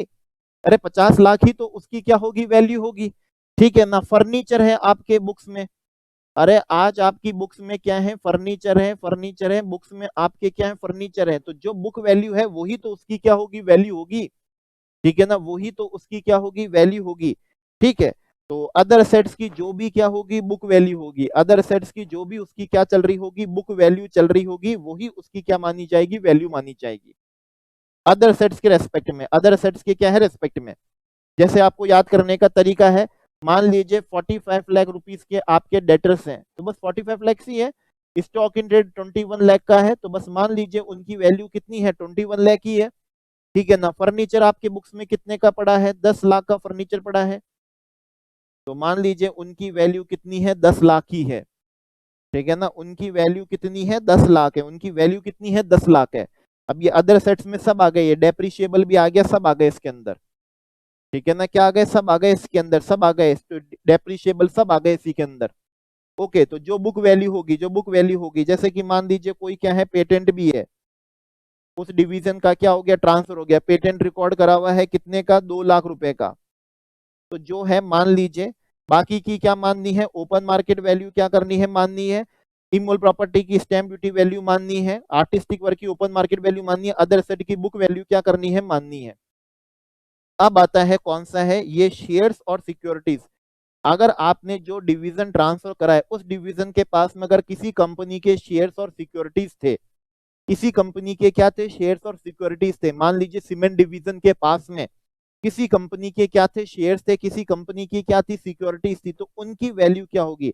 तो वैसे तो टेक्निकली क्या होता है, रूल 11 यूए, क्वेश्चन में हमेशा उसकी क्या दी होगी, फेयर मार्केट वैल्यू दी होगी, आपको वो ले लेनी है। क्वेश्चन में ज्वेलरी की ओपन मार्केट वैल्यू दी होगी, ले लेनी है। आर्टिस्टिक वर्क की ओपन मार्केट वैल्यू दी होगी, ले लेनी है। स्टैम्प ड्यूटी वैल्यू क्या करी होगी, दी होगी, आपको ले लेनी है। अदर एसेट की बुक वैल्यू दी होगी, ले लेनी है। और शेयर्स और सिक्योरिटीज की फेयर मार्केट वैल्यू दी हुई होगी, वो आपको क्या कर लेनी है, ले लेनी है, वो ले लेनी है। और इसमें से माइनस कर लेना, इसमें से माइनस कर लेना क्या है, उस डिवीजन की जो भी क्या थी, लाइबिलिटीज थी, ठीक है, लाइबिलिटीज थी। तो ऑब्वियसली बात है, तो हम यही मानेंगे कि इससे ज्यादा पैसा कौन देगा। तो वैसे इसका नाम ए बी सी डी मालूम है कैसे है, जैसे ए का नाम तो हो गया, अदर सेट का रख दिया ए, ठीक है। ये रख दिया किसका, ज्वेलरी बुलियन का, बुलियन बी, बुलियन बी से क्या हो गया, ये बी हो गया, ओके। स्टैम्प ड्यूटी ये fair market value shares and securities का क्या हो गया, सी हो गया। स्टैम्प ड्यूटी वैल्यू, ठीक है ना, ये क्या हो गया, डी हो गया। और माइनस कर लीजिए उस डिवीजन की जो भी क्या थी, लाइबिलिटीज थी, लाइबिलिटीज थी, ठीक है ना, ये क्या थी, लाइबिलिटीज थी। उस डिवीजन की जो भी क्या थी, लाइबिलिटीज थी, और उस डिवीजन की जो भी क्या थी, लाइबिलिटीज थी, उस डिवीजन की जो भी लाइबिलिटीज थी। तो बेसिकली जो डिवीजन आपने ट्रांसफर करा, आप उसकी नेट फेयर मार्केट वैल्यू निकाल लीजिए, जो असेट दिया उनकी और जो लाइबिलिटीज चले गई वो लेस कर लीजिए, ठीक है ना। एक माना जाएगा भाई इससे कम पैसा तो कैसे मिला होगा आपको, वो ट्रांसफर ही क्यों करोगे। मान लीजिए आपके पास में ये 3 करोड़ रुपए का नेट फेयर मार्केट वैल्यू आ रही है, नेट आ रही है, मतलब फेयर मार्केट वैल्यू, बाजार में बेचो इन ज्वेलरी को, बाजार में बेचो किसको, आर्टिस्टिक वर्क को, स्टैम्प ड्यूटी वैल्यू इतनी है, फेयर मार्केट वैल्यू शेयर्स की इतनी है, तो ये कितनी आ रही है, 3 करोड़ आ रही है। तो ऑब्वियसली बात है, कौन व्यक्ति जो मार्केट से 3 करोड़ मिल सकता है, तो स्लम सेल में 3 करोड़ से कम कंसिडरेशन लेके क्यों ट्रांसफर करा होगा। तो इन्होंने का जो ट्रांसफर करा है उसकी क्या निकाल लो, नेट फेयर मार्केट वैल्यू निकाल लो। कैसे निकाल लो, असेट माइनस लाइबिलिटी कर लो, असेट माइनस क्या कर लो, लाइबिलिटी कर लो, ठीक है ना, वो निकाल लो, ठीक है ना, वो क्या कर लीजिए, आप क्या कर लीजिए, निकाल लीजिए, ठीक है ना। और क्या करिए, कंपेयर करिए, अब जो आपको क्या मिला है, कंसीडरेशन मिला है, उसकी भी क्या निकाल लीजिए, फेयर मार्केट वैल्यू निकाल लीजिए। जैसे कि आपको जो कंसीडरेशन मिला, मनी तो मनी तो मनी है ही, जैसे कि मान लीजिए मनी आपने ले लिया 1 करोड़ का, तो क्या ले लिया, मनी ले लिया, और बाकी के 2 करोड़ के वैल्यू के आपने क्या ले लिए, नॉन मॉनिटरी कंसीडरेशन ले लिया, नॉन मॉनिटरी कंसीडरेशन ले लिया, शेयर्स ले लिए, ज्वेलरी ले ली, बुलियन ले ली, जमीन ले ली, बिल्डिंग ले ली आपने, ठीक है ना। तो क्या हो गया, 2 करोड़ नहीं लिखते हैं, 2 करोड़ अच्छा नहीं बैठेगा, इसको हम कर देते हैं, कितना कर देते हैं, 3 करोड़ कर देते हैं। तो बेसिकली क्या हुआ, आपने 4 करोड़ का माल लिया है आपने, ठीक है ना, तो कंसीडरेशन कितना माना जाएगा, 4 करोड़ माना जाएगा। तो बेसिकली जो दिया उसकी net value, net fair market value, और जो लिया उसकी क्या है, फेयर मार्केट वैल्यू, दोनों में से जो ज्यादा हो वही आपकी फुल वैल्यू ऑफ कंसीडरेशन है। जो लिया, कैश लिया, तो कैश का तो क्या वैल्यूएशन है, कैश तो खुद ही अपने आप में वैल्यू हुई हुई है। जो लिया उसको ध्यान से सुनिए, अगर इमूवेबल प्रॉपर्टी ली तो उसकी स्टैम्प ड्यूटी वैल्यू लेनी है, यस, फेयर मार्केट वैल्यू नहीं लेनी है। आप ही के लॉ ने कहा था कि ये उसकी क्या है, वैल्यू है, तो हम उसकी वैल्यू यही मानेंगे, हम उसकी वैल्यू क्या मानेंगे, यही मानेंगे। जो भी अदर असेट है, अदर असेट जो आपको मिले हैं, जो अदर असेट आपको मिले हैं, तो उनकी क्या लेनी है, ओपन मार्केट वैल्यू लेनी है। क्या लेनी है, open market value. Book value मत ले लेना, हमको बुक वैल्यू से क्या मतलब है, हमने जो अदर असेट लिए हैं, कंसीडरेशन में लिए हैं, तो क्या सोच के लिए होंगे कि यस आज इनकी ओपन मार्केट वैल्यू इतनी है, ले लेते हैं अपन तो इतना, ठीक है ना। अपन को क्या मिल गया, इतने का असेट मिल रहा है, 1 करोड़ तो क्या मिल रहा है, कैश मिल रहा है, बाकी 3 करोड़ के हमको क्या मिल रही है, ओपन मार्केट वैल्यू के असेट मिल रहे हैं। यस, मन में आ गया कि 4 करोड़ मिल गया अपन को, तो मिल रहा है तो अपन क्या लेंगे, उसकी ओपन मार्केट क्या लेंगे, वैल्यू लेंगे, ठीक है ना। क्या लेंगे हम, ओपन मार्केट क्या लेंगे, वैल्यू लेंगे। और अगर वो प्रॉपर्टी कौन सी हुई, ज्वेलरी हुई, तो ज्वेलरी के केस में क्या है, open market value. Artistic work हुआ, open market value. Share securities हुआ तो उसका वैल्यूएशन करने का तरीका, फेयर मार्केट वैल्यू करने का तरीका रूल में बताया गया होता है, क्वेश्चन में दी होगी, बस वो ले लेंगे। तो बड़ा सिंपल सा है, बड़ा सिंपल सा है, कुछ भी खास नहीं है। क्वेश्चन बताएगा इमूवेबल प्रॉपर्टी की स्टैम्प ड्यूटी वैल्यू ले लेंगे, ठीक है ना। ज्वेलरी की ओपन मार्केट वैल्यू दी होगी वो ले लेंगे, आर्टिस्टिक वर्क की ओपन मार्केट वैल्यू दी होगी वो ले लेंगे, शेयर्स एंड सिक्योरिटीज की फेयर मार्केट वैल्यू दी हुई होगी क्वेश्चन में ले लेंगे, ठीक है ना। और जो अदर असेट है जो 11 यूए वैल्यूएशन रूल होता है 11 यूए में कवर नहीं है, तो अदर असेट की भी क्या लेंगे, ओपन मार्केट ही क्या लेंगे, वैल्यू लेंगे, ठीक है ना। ओपन मार्केट वैल्यू लेंगे और ये देखेंगे कि यस इतने वैल्यू का हमको कंसीडरेशन क्या करा है, मिला है, और इतनी नेट फेयर मार्केट वैल्यू का हमने असेट उनको क्या करे हैं, ट्रांसफर करे हैं। तो दोनों में से जो ज्यादा होगा माना जाएगा कि इतना अपन को क्या मिला है, कंसीडरेशन मिला है। ये तो बहुत ही सिंपल है, ठीक है ना। बस ध्यान रखना है कौन सा, जो असेट आपके ट्रांसफर हुए हैं, ज्वेलरी की ओपन मार्केट वैल्यू, बुलियन की open market value, artistic work की क्या है, ओपन मार्केट वैल्यू हो जाएगी, इमूवेबल प्रॉपर्टी की स्टैंप ड्यूटी वैल्यू हो जाएगी, लेकिन अदर असेट की जो है, अदर असेट की क्या लेनी है, बुक वैल्यू लेनी है। अदर असेट्स की क्या लेनी है, बुक वैल्यू लेनी है। अदर असेट्स की क्या लेनी है, बुक वैल्यू लेनी है। ध्यान रखिएगा, अदर असेट्स की क्या लेनी है, बुक क्या लेनी है, वैल्यू लेनी है। अदर सेट्स की क्या लेनी होगी, बुक क्या लेनी है, वैल्यू लेनी है। और शेयर सिक्योरिटीज की फेयर मार्केट वैल्यू, वैल्यूएशन का तरीका समझा देता हूं, लेकिन क्वेश्चन में तो दिया हुआ होगा, तरीका समझा रहा हूं, तरीका समझा रहा हूं, तरीका समझा रहा हूं, ठीक है। हालांकि ये तरीका ऑलरेडी हमने इनकम फ्रॉम अदर सोर्सेस में, इनकम फ्रॉम अदर सोर्सेस में हमने करा हुआ है, हमने करा हुआ है ऑलरेडी। ये वैल्यूएशन रूल 11 यूए हमने वहां पर करा हुआ है। अगेन आपको यहाँ पर वापस से करवा देता हूं, लेकिन एग्जाम के पर्पज से तो आपको फेयर मार्केट वैल्यू क्वेश्चन में दी हुई होगी, क्वेश्चन में दी होगी, बस आपको ध्यान होना चाहिए, लेनी है। आपको अगर कुछ ध्यान रखना है तो ध्यान रखना, ये अदर एसेट की क्या लेनी है, बुक वैल्यू लेनी है। अदर एसेट की क्या लेनी है, बुक वैल्यू लेनी है। इन अदर एसेट्स की क्या लेनी है, बुक वैल्यू लेनी है, जो ट्रांसफर हुआ है। और जो मिला है उनकी तो क्या लेनी है, ओपन मार्केट वैल्यू ही लेनी है। जो मिला है उनकी तो क्या लेनी होगी, ओपन मार्केट वैल्यू ही क्या करनी है, लेनी है। तो अगर आपको कुछ समझना है तो बस यही समझना है कि ये शेयर्स का, सिक्योरिटीज का वैल्यूएशन कैसे होता है, कि अगर कोई शेयर्स मेरे को मिले हैं, कोई सिक्योरिटी मिली, तो ये कितनी की फेयर मार्केट वैल्यू का है। मान लीजिए आज अगर मैं कोई डिवीजन आपको ट्रांसफर करता हूँ, ये डिवीजन में आपको ट्रांसफर करता हूँ और आप इसके बदले बोलते हो कि मैं आपको ये इतने शेयर्स दूंगा, तो मेरे को ये देखना पड़ेगा ना यार इन शेयर्स की वैल्यू कितनी है। तो मेरे को मालूम पड़ेगा कि आज अगर मैं ट्रांसफर कर रहा हूँ तो इसके बदले मुझको कितना कंसीडरेशन मिल रहा है। तो ये शेयर्स, भाई बुलियन तो मुझे मालूम पड़ता है, न्यूज़पेपर में भाव देख के क्या हो जाएंगे, मालूम पड़ जाएंगे। स्टैंप ड्यूटी वैल्यू से इमूवेबल प्रॉपर्टी की मालूम पड़ जाती है। अदर सेट की क्या है, जो बुक वैल्यू है, स्टॉक इन ट्रेड बुक्स में 21 लाख का है, मतलब उसकी वैल्यू 21 लाख है। डेटर 45 लाख रुपए मांगते हैं, इसका मतलब उनकी वैल्यू तो कितनी है, 45 लाख रुपए है। लेकिन जो शेयर्स हैं, जो क्या शेयर्स है, उनकी वैल्यू कितनी है आज। अगर मेरे पास में भी कोई शेयर्स हैं जो मैं आपको स्लम सेल में दे रहा हूं, तो मुझे तो ध्यान होना चाहिए ना कि इतनी वैल्यू के शेयर्स में आपको दे रहा हूं, सो डेट मेरे को आपसे इतना कंसीडरेशन लेना है। मुझे ध्यान होना चाहिए कि जो असेट मैं आपको दे रहा हूं उनकी आज वैल्यू कितनी है, ठीक है। सोने चांदी की वैल्यू निकल जाती, इमोबल प्रॉपर्टी की वैल्यू निकल जाती, अदर सेट की वैल्यू भी क्या हो जाएगी, बुक वैल्यू से निकल जाएगी। लेकिन अगर मेरे पास में सीमेंट डिवीजन में कुछ शेयर्स भी है, इन्वेस्टमेंट में सिक्योरिटीज भी है, तो उनकी वैल्यू क्या है ये मुझे जानना बहुत जरूरी है। तभी मुझे मालूम होगा कि मुझे कितनी पे ट्रांजेक्शन, कितने पे क्या करना है, ये स्लम सेल करना है, कितने कंसीडरेशन पे करना है।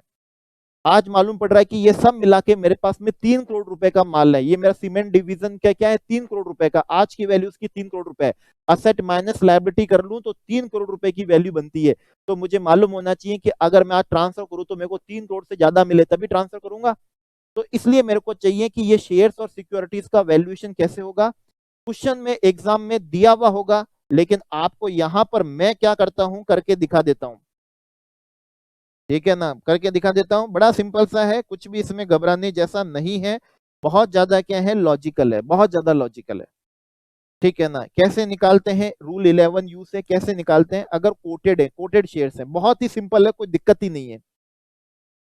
अगर वो शेयर्स आपने आज स्लम सेल के दिन ही क्या करे थे, खरीदे थे, बहुत बेकार सी बात है, लेकिन मान लो कि अगर आपने आज जब सीमेंट डिवीजन क्या हो रहा है, ट्रांसफर, अगर आज ही वो शेयर्स आपने क्या करे थे, स्टॉक एक्सचेंज से, कोटेड है ना, स्टॉक एक्सचेंज से खरीदे थे, तो उनकी वैल्यू क्या है, तो ऑब्वियसली बात है भाई, जितने पे खरीदे हैं वही उसकी वैल्यू है, जितने पे खरीदे हैं वही तो उसकी वैल्यू है, ठीक है। लेकिन अगर मान लीजिए आपने उससे पहले क्या करे हुए, खरीदे हुए, एक्वायर्ड है, अदर देन किस पे, वैल्यूएशन डेट पे, मतलब बिफोर वैल्यूएशन डेट पे आपने उनको क्या करे थे, खरीदे हुए थे, बिफोर वैल्यूएशन डेट पे, बिफोर वैल्यूएशन डेट पे। ये होता है कि मेरे पास में सीमेंट डिवीजन के पास में इन्वेस्टमेंट की तरह शेयर्स और सिक्योरिटीज पड़ी हुई है, जो मैंने पहले क्या करी थी, खरीदी हुई थी। खरीदी भी थी मैंने तो उतने अमाउंट पे, लेकिन आज उसकी कितनी वैल्यू है कैसे मालूम पड़ेगा? स्टॉक एक्सचेंज से मालूम पड़ेगा। तो स्टॉक एक्सचेंज पे आज के दिन, जिस दिन क्या हो रही है, स्लम सेल हो रही है, उस दिन स्टॉक एक्सचेंज पे जो प्राइस चल रही होगी लोवेस्ट प्राइस है। जैसे कि मैं, अगर ये मेरा सेल फोन है, मैं भी करता हूँ इन्वेस्टमेंट ट्रेडिंग सब कुछ करता हूँ, अगर मैं इसके अंदर अपना अकाउंट ओपन करूं, मैं कोई सा भी शेयर्स क्या कर लूं, ओपन कर लूं, जैसे कि मान लीजिए मैंने इन्फोसिस ओपन कर लिया, तो मुझे बताता है कि आज के दिन इन्फोसिस कितना हाई गया था और आज कितना क्या गया था, लो गया था वो। ठीक है ना, ओपन कितने पे हुआ था ये भी बताता है, कितना हाई गया था ये भी बताता है, और कितना क्या गया था, लो गया था ये भी बताता है। ये तो मेरी ऐप ही क्या कर देती, बताती है। ठीक है ना, कोई रॉकेट साइंस नहीं है। तो बस अगर मेरे पास में स्लम सेल के अंदर मेरे सीमेंट डिवीजन में कुछ मेरे पास में शेयर सिक्योरिटीज हैं, और वो शेयर सिक्योरिटीज कौन सी कोटेड है, आज के खरीदे हुए ट्रांजैक्शन वैल्यू, ये तो बहुत ही बेकार जैसी बात हो गई, लेकिन हाँ पहले के मेरे पास में शेयर्स पड़े हुए हैं, ये बड़े लॉजिकल है। तो उसकी आज के दिन जो भी लोवेस्ट प्राइस थी एक्सचेंज पे, आज के दिन मतलब आज ट्रेडिंग हुई होगी ना, आज ट्रेडिंग हुई होगी, आज ट्रेडिंग हुई होगी, तो फिर क्या कर लेना है, क्या कर लेना है, लोवेस्ट प्राइस ले लेनी है। मान लीजिए आज कौन सा है, Saturday Sunday, Saturday Sunday stock exchange क्या रहता है, बंद रहता है। ठीक है ना, स्टॉक एक्सचेंज तो और भी कई छुट्टियों पे क्या रहता है, बंद रहता है।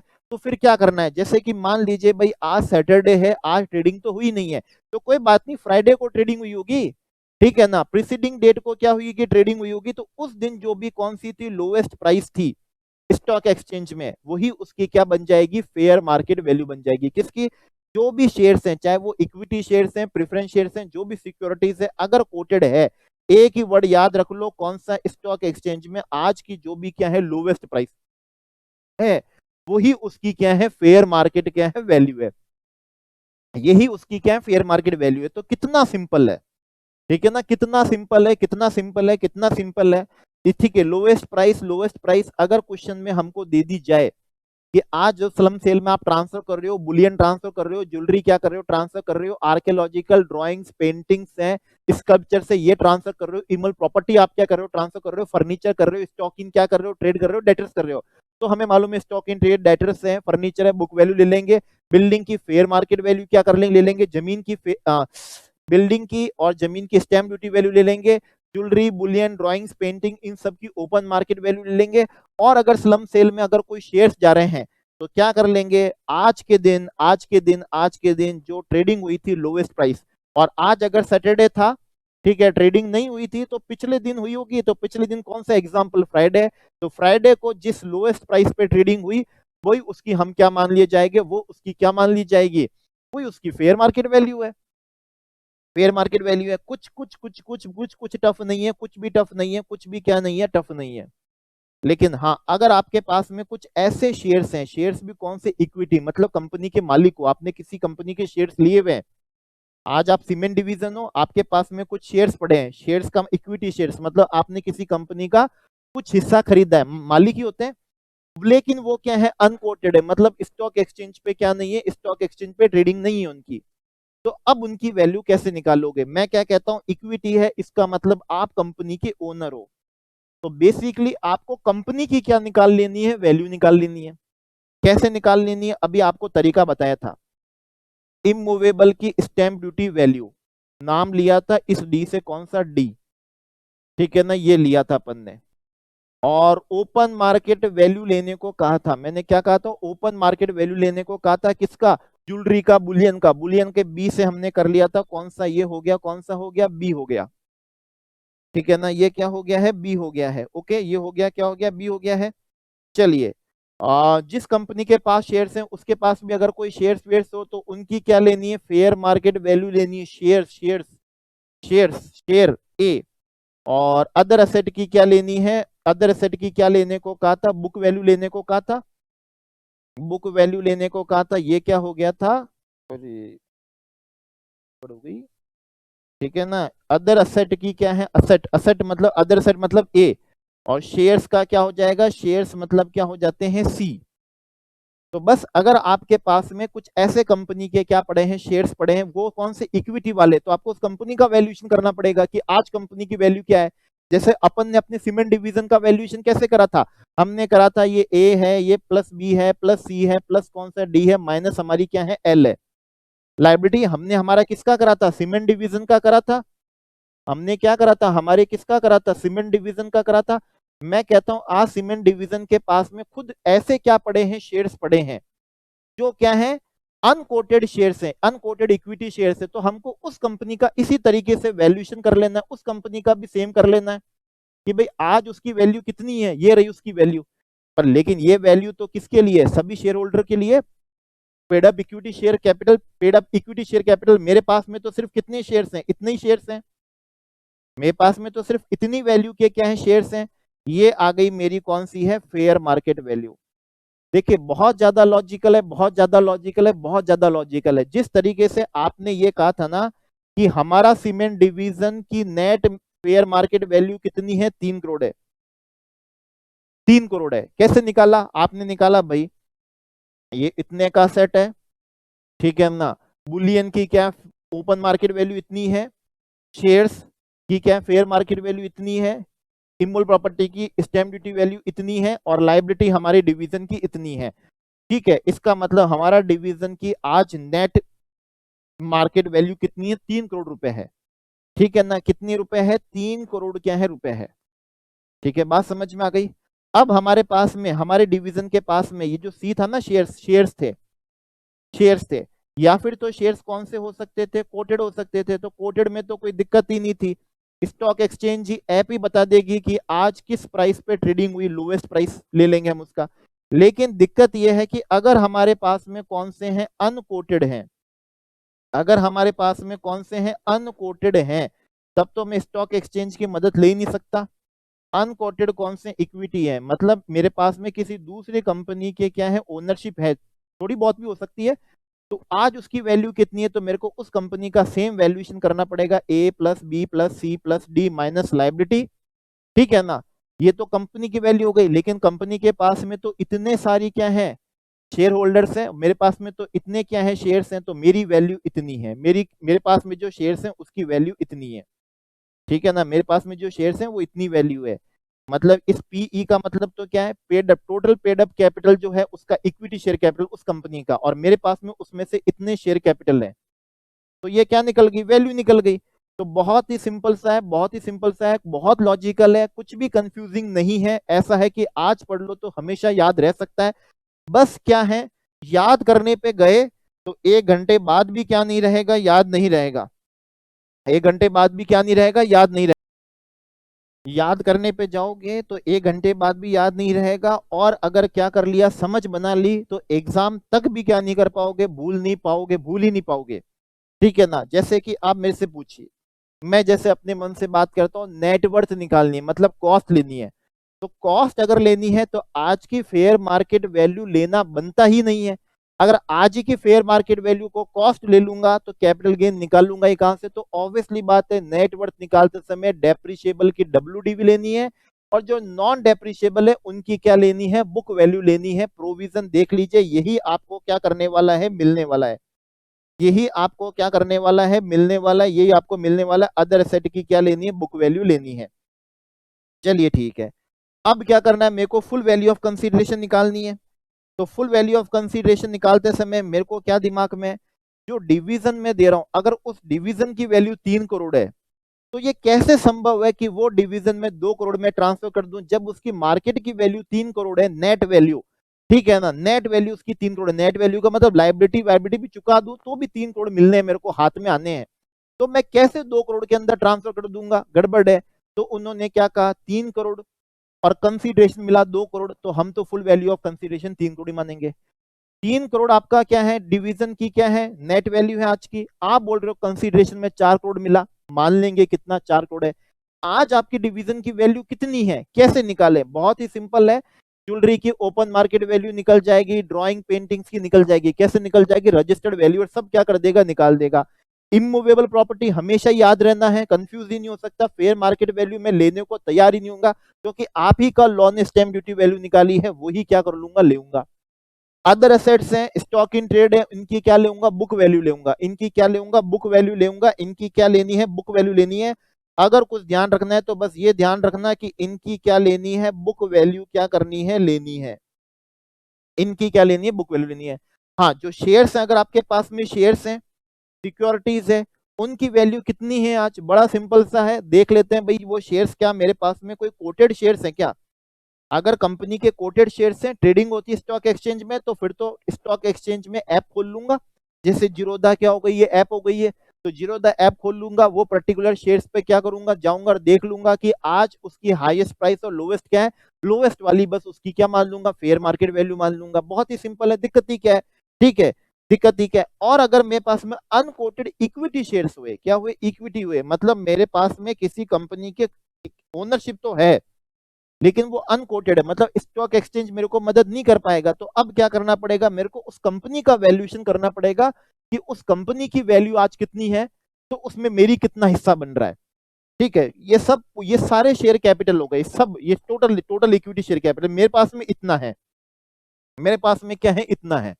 आ रही है बात समझ में वाली आपके? मेरे पास में इतना है, तो मैं निकाल लूंगा कि मेरे शेयर्स की वैल्यू कितनी है। तो मेरे को उस कंपनी के, जिस कंपनी के मेरे पास में अनकोटेड इक्विटी शेयर्स है, उनका क्या करना है, वही A plus B plus C plus D minus क्या कर लेना है, लायबिलिटी कर लेना है। ठीक है ना, क्या कर लेना है, लायबिलिटी करना है। सीमेंट डिवीजन नहीं, जिस कंपनी के मेरे पास में शेयर्स हैं उनका A plus B plus C plus D minus क्या कर लेना है, लायबिलिटी। और A plus B plus C plus D कैसे करते हैं, हमें आता है, माइनस क्या कर लेंगे, लायबिलिटी। ये हमारी निकल गई हमारे पास में अनकोटेड इक्विटी शेयर्स की वैल्यू। अनकोटेड इक्विटी शेयर्स की क्या है, वैल्यू। हो गया, ठीक है ना, हो गया, 3 करोड़ वैल्यूशन आ गया। अब ये देख लो कि आपको क्या मिला है, मनी कितना मिला है, तो मनी को तो कंप्यूट करना कोई है ही नहीं, और जो मनी में नहीं है उनकी भी क्या लेनी है, इमूवेबल में तो स्टैम्प ड्यूटी ही वैल्यू लेनी है, ज्वेलरी वुलरी में open market value, artistic work में ओपन मार्केट वैल्यू। शेयर्स वेयर्स का कंप्यूट करने का तरीका भी सीख लिया, कोटेड होते हैं तो स्टॉक एक्सचेंज बताता है, नॉन कोटेड होते हैं तो उस कंपनी का वैल्यूएशन करके आ जाता है। और उसके अलावा भी कोई शेयर्स हैं तो उनकी भी क्या लेनी है, ओपन मार्केट वैल्यू लेनी है, क्योंकि कंसीडरेशन मिला है ना, कंसीडरेशन मिला है, तो कंसीडरेशन में बुक वैल्यू मत ले लेना, कंसीडरेशन मिला है हमको, कंसीडरेशन है ये हमारा, मेरे को कंसीडरेशन में बुक वैल्यू से कोई मतलब नहीं है। मैं जब कंसीडरेशन क्या कर रहा हूं, ले रहा हूं, ये आपकी बुक में 500 रुपए का कैलकुलेटर रहा होगा, आज कितने का है, 200 रुपए का है, तो जब मैं कंसीडरेशन लूंगा तो मैं इसको कितने रुपए का कंसीडर करके सोच रहा हूँ, 200 रुपए का सोच रहा हूँ कि मेरे को तो 200 रुपए का माल मिल रहा ही है। बात समझ में आ रही है? आपकी होगा बुक्स में, बिल्कुल आपकी बुक्स में 500 रुपए का होगा, मैं क्या करूं, खरीदा होगा 500 रुपए में, आज ये कितने का है, 200 रुपए का, तो मैं तो ये समझूंगा मेरे को 200 रुपए का क्या मिला है, माल मिला है। आप ये मत कहना कि आपने 500 रुपए का क्या दे दिया, ये दे दिया, तो मैं कहूंगा मत दो, मेरे को तो 500 रुपए कैश दे दो। अगर आप ये बोलते हो कि आपने, ठीक है, आप तो कल बोलोगे ये मैंने आपको क्या दे दिया, सेल फोन दे दिया, मान लो 63,000 का सेल फोन दे दिया, मैंने कहा नहीं मानना है, आप एक काम करो 63 का ना रखो, मेरे को 62 दे दो, चलो मेरे को क्या दे दो, 62 दे दो, बेवकूफी बना रहे हो। अरे आज इसकी वैल्यू कितनी है, 50,000 है, तो मेरे को मालूम है 50,000 का माल मिल रहा है मेरे को, तो कितने का मिल रहा है, 50,000 का माल मिल रहा है, तो ऑब्वियसली बात है अगर कुछ मिल रहा है तो उसकी तो क्या लेनी है, ओपन मार्केट वैल्यू ही क्या करनी है, लेनी है। हाँ, बस एक क्वेश्चन आपका आ सकता था कि अगर सर अनकोटेड इक्विटी शेयर्स नहीं होते, अनकोटेड इक्विटी शेयर्स के अलावा कुछ अनकोटेड होते हैं, जैसे प्रेफरेंस शेयर्स होते हैं या और भी कई अनकोटेड सिक्योरिटीज होती अदर देन इक्विटी शेयर्स, तो फिर क्या होता? अब तो ये भी नहीं कह सकते उस कंपनी का मालिकाना हमारे पास में हक है, तो फिर उस केस में कुछ नहीं होता, मर्चेंट बैंकर से क्या होता है, वैल्यूएशन होता है, मर्चेंट बैंकर उसकी क्या निकाल लेता है, फेयर मार्केट वैल्यू निकाल लेता है। मर्चेंट बैंकर से करवाना होता है, किससे करवाना होता है, मर्चेंट बैंकर से। तो कुछ भी विशेष नहीं है, और मान के चलिए तो बस यही हमारा सेक्शन अभी कौन सा था, 50B था, बस यही सेक्शन कौन सा था, 50B था। ठीक है ना, में सीखा तो एक कौन सा सीखा, नेटवर्थ। नेटवर्थ के अंदर आपको बता दिया इसका कोई लेना और कोई भी क्या नहीं है, देना नहीं है, तो इस बात का विशेष ध्यान रखिएगा। फिर आपको निकालना है फुल वैल्यू ऑफ कंसीडरेशन, बहुत ही सिंपल है, एक तो जो ट्रांसफर करा उसकी वैल्यू कितनी है और एक जो मिला उसकी वैल्यू कितनी है, दोनों में से जो क्या होगा, हायर होगा, वो हमारा क्या बनेगा, full value of consideration law मानेगा। भाई अगर आपने जो नेट दिया उसकी वैल्यू कितनी है, 3 करोड़ है, और आपको जो मिला कितना है, 4 करोड़ है, तो ऑब्वियसली बात है लॉ मानेगा कि आपने 4 करोड़ में क्या करा, ट्रांसफर कराया, तभी तो मुनाफे, तभी तो माना जाएगा मुनाफे पे ट्रांसफर हुआ आपको। ठीक है, बस ये है कि ये 3 करोड़ और 4 करोड़ कैसे निकालने हैं, बड़ा सिंपल सा क्या है तरीका है, jewellery open market value question देगा, स्टैम्प ड्यूटी वैल्यू इमूवेबल की क्या देगा, क्वेश्चन देगा, अदर सेट की बुक वैल्यू क्वेश्चन देगा, बस आपको ध्यान होना चाहिए ये लेना है। और मैं तो कहता हूं शेयर्स की भी फेयर मार्केट वैल्यू क्वेश्चन दे देगा वो तो, क्वेश्चन नहीं दे देगा, बस आपको ध्यान होना चाहिए कि इमूवेबल में स्टैम्प ड्यूटी वैल्यू लेनी है, फेयर मार्केट वैल्यू नहीं लेनी है, बस ये हमको समझ होनी चाहिए। और ये समझ बड़ी सी क्या है, आसान है। शेयर्स की फेयर मार्केट वैल्यू क्वेश्चन दे देगा, निकलती कैसे वो हमने भली सीख लिया, एक्स्ट्रा ज्ञान हो गया हमारा, ठीक है ना, एक्स्ट्रा ज्ञान हो गया कि वो कैसे निकलती है। कोटेड होते हैं तो स्टॉक एक्सचेंज मदद कर देता है, अनकोटेड होते हैं तो उस कंपनी का वैल्यूएशन कर लेते हैं आज का, और उसमें अपना हिस्सा देख लेते हैं कि अपना हिस्सा कितना है, वो भी तरीका है, ठीक है ना, वो भी क्या है, बड़ा सिंपल सा तरीका है। लेकिन क्वेश्चन में हमको दिया जाएगा, हमको समझ में आता है कि वो निकाला हुआ कैसे, लेकिन क्वेश्चन हमको रेडीमेड क्या करेगा, देगा, क्वेश्चन हमको क्या देगा, रेडीमेड देगा। और ये 4 करोड़ का माल कैसे निकाला, तो 1 करोड़ रुपए तो क्या दिए, कैश दिए, और 3 करोड़ रुपए की ओपन मार्केट वैल्यू के क्या दे दिए, non monetary consideration open market value का। और इमूवेबल में क्या लेते हैं, स्टैम्प ड्यूटी क्या लेते हैं, वैल्यू लेते हैं, स्टैम्प ड्यूटी वैल्यू लेते हैं। हाँ, असेट और लाइबिलिटी में ये आपको ध्यान है, टीडीएस आपका असेट नहीं है, टीसीएस आपका असेट नहीं है, माना हुआ है, एडवांस टैक्स भी आपका असेट नहीं है ये। हाँ, अगर कुछ आपका रिफंड बन रहा है वो आपका जरूर असेट है, ठीक है ना। उसी तरीके से अगर लायबिलिटी साइड में आपने इनकम टैक्स का प्रोविजन बना रखा है, वो कोई लायबिलिटी नहीं है आपकी, क्योंकि अगर आपने 1 लाख का प्रोविजन बनाया हुआ है तो मैं तो कह रहा हूँ 90,000 आपने ये बता रखा है ना, प्रोविजन पे करा हुआ है, तो फिर काहे की 1 लाख की लायबिलिटी। हाँ, ये बोलो ना कि 10,000 की लायबिलिटी है मेरी, क्योंकि प्रोविजन 1 लाख का है और 90,000 ही हमने क्या करा हुआ है, पे करा हुआ है, तो ऑब्वियसली बात है लायबिलिटी तो कितनी बनेगी, 10,000 ही बनेगी।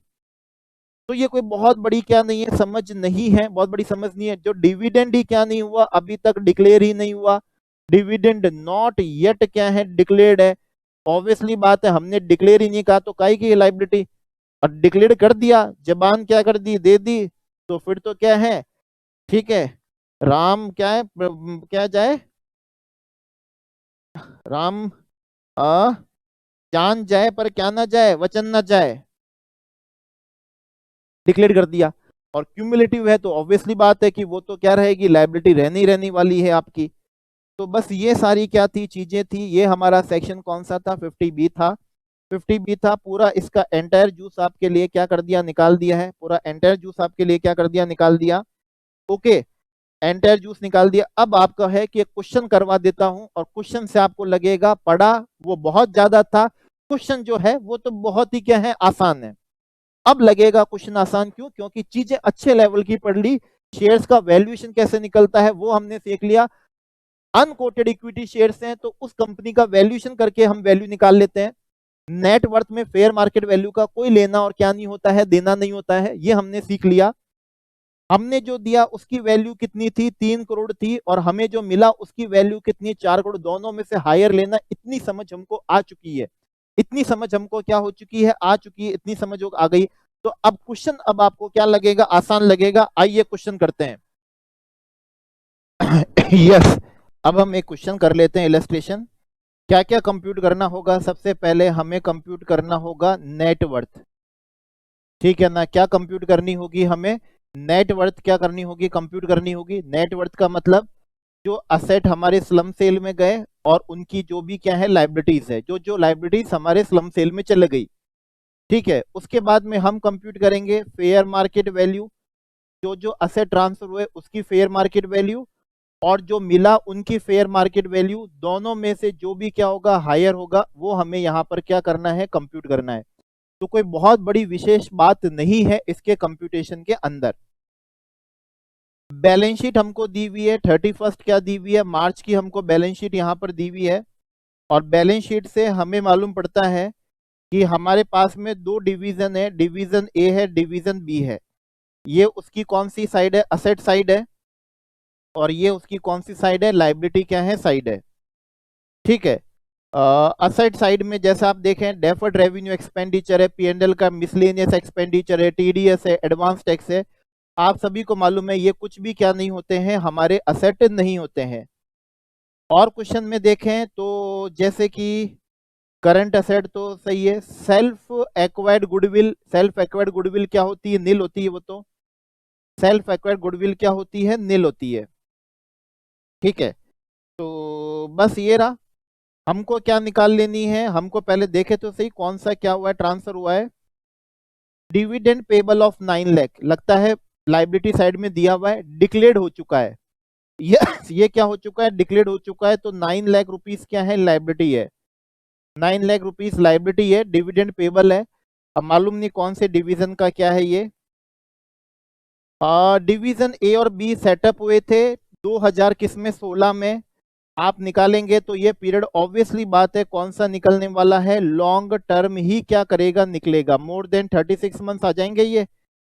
2016 से 17 हो गया, 18 हो गया, 19 भी हो गया। चलो ये तो क्या निकल गए लॉन्ग टर्म, क्योंकि ये मोर देन कितना आ चुका है, 36 क्या आ चुका है, मंथ्स आ चुका है। डिवीजन ए सोल्ड हुआ है कौन सी तारीख को, 1 अप्रैल को। 1 अप्रैल 2021 को क्या हुआ है, सोल्ड हुआ है। ठीक है, तो पीरियड ऑफ होल्डिंग अगर आपको निकालनी हो तो ये इस तरीके से आप निकाल लीजिएगा, से लेकर 31 मार्च 2021 तक ये लॉन्ग टर्म बनी जाएगा। ठीक है, अब हमें क्या चाहिए, हमें चाहिए सबसे पहले क्या चाहिए, जो ट्रांसफर हुआ है उनकी हमें क्या चाहिए, नेट वर्थ चाहिए। नेट वर्थ हमको उसकी क्या चाहिए, नेट वर्थ क्या करी है, चाहिए।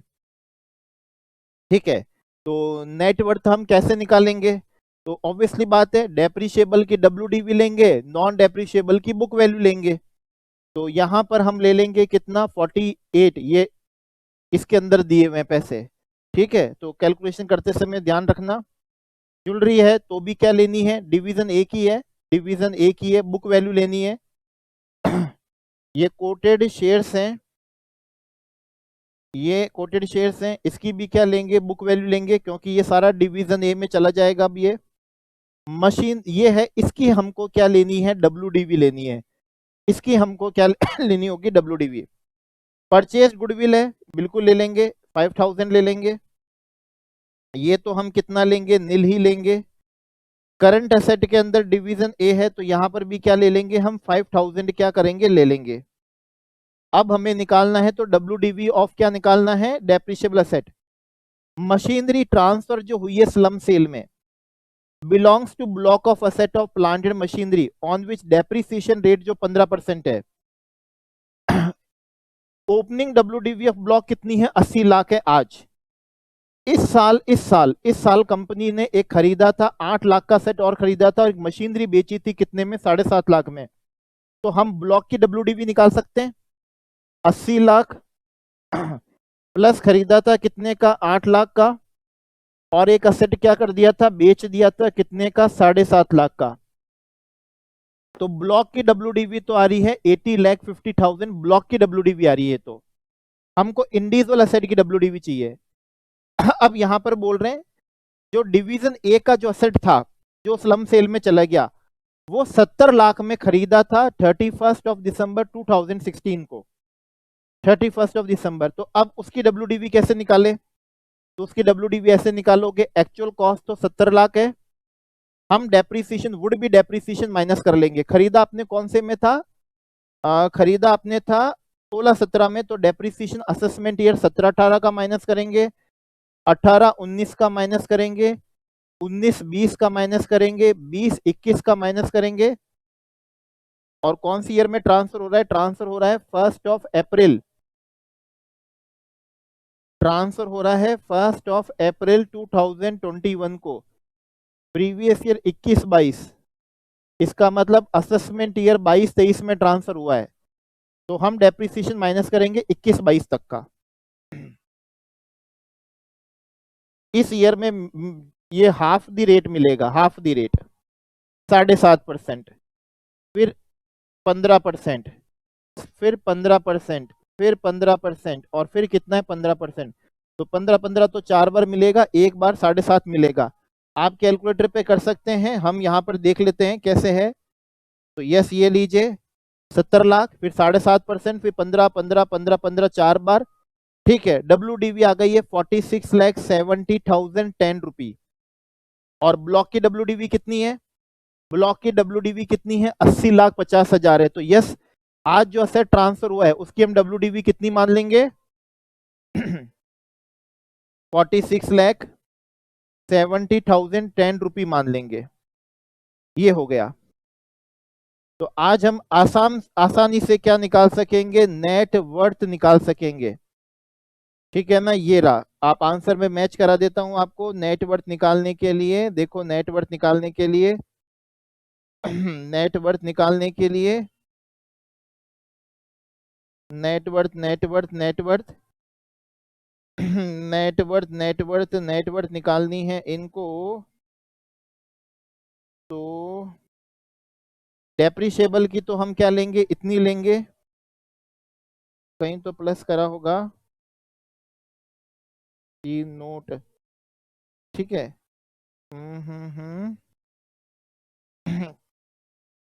एक सेकेंड। ठीक है, ये माइनस करने के बाद एक्चुअली ये आ रहा है 33 लाख। माइनस कर लेते हैं एक बार, 70 लाख, 5,25,000 माइनस 9,71,250 माइनस 8,25,563 7,01,728 5,96,469। ये कितना आ रहा है, 33,79,990 आ रहा है। ठीक है। ये आ रहा है 33,79,990। आज हमको नेटवर्थ निकालनी है, तो नॉन डेप्रिशिएबल की तो कितनी ले लेंगे, ये लीजिए, नॉन डेप्रिशिएबल की ले ली, सॉरी डेप्रिशिएबल की। अब नॉन डेप्रिशिएबल की कितनी लेंगे, वो अभी हम यहां से देख लेते हैं। ये रहा, तो कैलकुलेटर पे कर लीजिएगा, 48,000, ठीक है, प्लस 5,500 प्लस 15,000 प्लस 5,000 प्लस 5,000, तो ये आ गया हमारे लिए 735। ये रहा। अब हमको जो भी हमारी लाइबिलिटीज जो भी ट्रांसफर हो रही है ना, स्लम सेल में जो भी लाइबिलिटीज ट्रांसफर हो रही है, जो भी लाइबिलिटीज ट्रांसफर हो जाएगी, ठीक है ना, वो हमको यहाँ पर क्या कर लेनी है, लेस कर लेनी है, जो भी लाइबिलिटीज ट्रांसफर हो जाएगी। तो ये रहा डिवीजन ए की लाइबिलिटी 900, ये भी लाइबिलिटी ट्रांसफर हो गई होगी 800, प्रोविजन फॉर टैक्स है ही नहीं, अनसिक्योर्ड लोन भी ये भी ट्रांसफर हो गया होगा। रिजर्व रिजर्व कभी ट्रांसफर नहीं होते, रिजर्व क्या नहीं होते, ट्रांसफर नहीं होते कभी। ठीक है, तो वो कितने की लाइबिलिटी लेके गया, 3,000 प्लस 800 प्लस 900, इतने की लाइबिलिटी वो लेके चला गया। इतने की लाइबिलिटी क्या हो गई, ट्रांसफर हो गई 47। ये लाइबिलिटी ट्रांसफर हो गई, ये आ चुकी है हमारे पास में, क्या नेटवर्थ आ गई है, ये क्या आ चुकी है हमारे पास में, नेटवर्थ आ चुकी है। और इसी नेटवर्थ को अब हम इसी अपनी कॉस्ट ऑफ एक्विजिशन और क्या मान लेंगे, कॉस्ट ऑफ इंप्रूवमेंट मान लेंगे। अब हमें निकालना है हमारा फुल वैल्यू ऑफ कंसीडरेशन। हमको क्या क्या मिला है वो दिया हुआ है। हमको 2 करोड़ रुपए मिले हैं, जमीन मिली है, जमीन की स्टैम्प ड्यूटी वैल्यू कितनी है, 460। 2 करोड़ का मतलब ये हो गया 200, साथ में करते भी रहते हैं 200। और जो जमीन मिली है उसकी है 460, जो जमीन मिली है 460 जो मिला है उसकी बात कर रहे हैं। कोटेड शेयर्स स्टॉक एक्सचेंज में 110 के। ठीक है, इसके बाद में क्या मिला है, मशीनरी ओपन मार्केट वैल्यू लेंगे, ओपन मार्केट वैल्यू ये रही उसकी 85 लाख, ये हो गई 85 लाख। और एक अनकोटेड शेयर्स मिले हैं जिसका वैल्यूएशन रेडीमेड करके दिया हुआ है, रेडीमेड करके दिया 80 लाख प्लस 80, तो हमको मिला है 935 का फुल वैल्यू ऑफ कंसीडरेशन हमको मिला है। हमको जो मिला है ना वो कितने का मिला है, 935 का मिला है। ये लीजिए 935 का हमको मिला है। अच्छा, जो हमने दिया है उसकी फेयर मार्केट वैल्यू कितनी है, आइए वो भी देख लेते हैं। हमने जो दिया है उसकी फेयर मार्केट वैल्यू कितनी है, हमने जो दिया है उसकी फेयर मार्केट वैल्यू, तो ये दिया, इसकी स्टैम्प ड्यूटी वैल्यू लेंगे 525। ठीक है ना, ज्वेलरी की फेयर मार्केट वैल्यू कितनी है, ठीक है ना, प्लस ये भी कर लिया। अच्छा, शेयर्स की फेयर मार्केट वैल्यू भी हमको क्या करी हुई है, दी हुई है। ठीक है, ये भी हमको दी हुई है।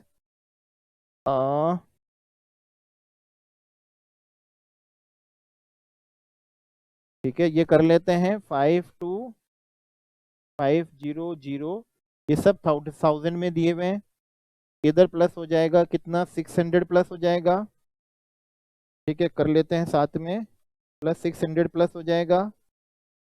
ये हो जाएगा कितना, 20,000, ये वाला प्लस हो जाएगा। अच्छा, ये जो मशीनरी है, इसकी तो हमको क्या लेनी थी, बुक वैल्यू लेनी थी। ठीक है ना, इसकी हमको क्या लेनी थी, बुक वैल्यू लेनी थी 1500। ये परचेज गुडविल है, परचेज्ड क्या है, गुडविल है। तो ये ले लेते हैं हम।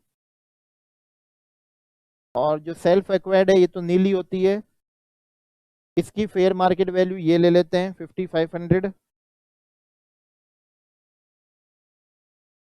और बाकी ये तो क्या नहीं है, असेट है ही नहीं हमारे, ये तो क्या नहीं है हमारे, असेट ही नहीं है। तो इनकी जो टोटल करी है वो भी आपको एक बार क्या करवा देता हूँ, मैच करवा देता हूँ कि ये हमने यहाँ पर क्या करे हैं, प्लस करे थे। ये हमने क्या करे थे, प्लस करे थे।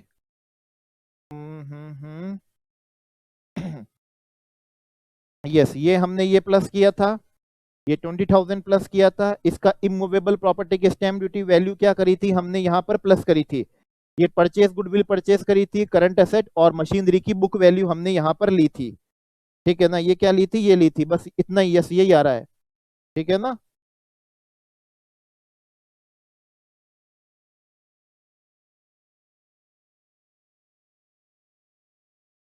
यस, ठीक है।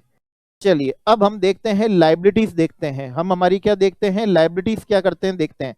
लाइबिलिटीज अगर आप देखेंगे तो आपको ध्यान होगा, liabilities preference share capital liability होगी। डेप्रिसिएशन रिजर्व क्या होती है, लाइबिलिटी होती है। Unsecured loan current liability.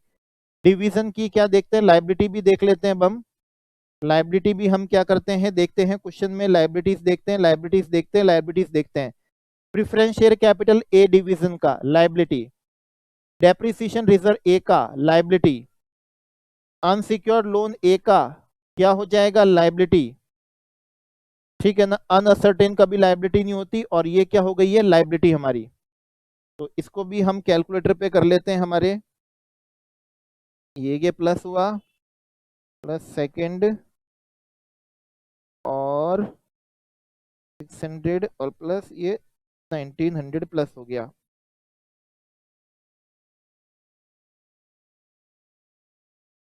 ठीक है, लाइबिलिटीज निकाल रहे हैं, यस ये आ गई लाइबिलिटीज हमारी। ठीक है, जिसमें प्रेफरेंस शेयर कैपिटल आ गया, रिजर्व आ गया, अनसिक्योर्ड लोन और लाइबिलिटी, करंट लाइबिलिटीज आ गई। आपको ध्यान है, अनअसर्टेन्ड जो क्या होती है, अनअसर्टेन्ड, उसको हम लाइबिलिटीज मानते ही नहीं है। तो असेट की टोटल माइनस क्या हो जाएगा, लाइबिलिटी की टोटल करेंगे, असेट की टोटल माइनस लाइबिलिटी की टोटल करेंगे, तो ये रहा हमारा अमाउंट, ये रहा हमारा अमाउंट।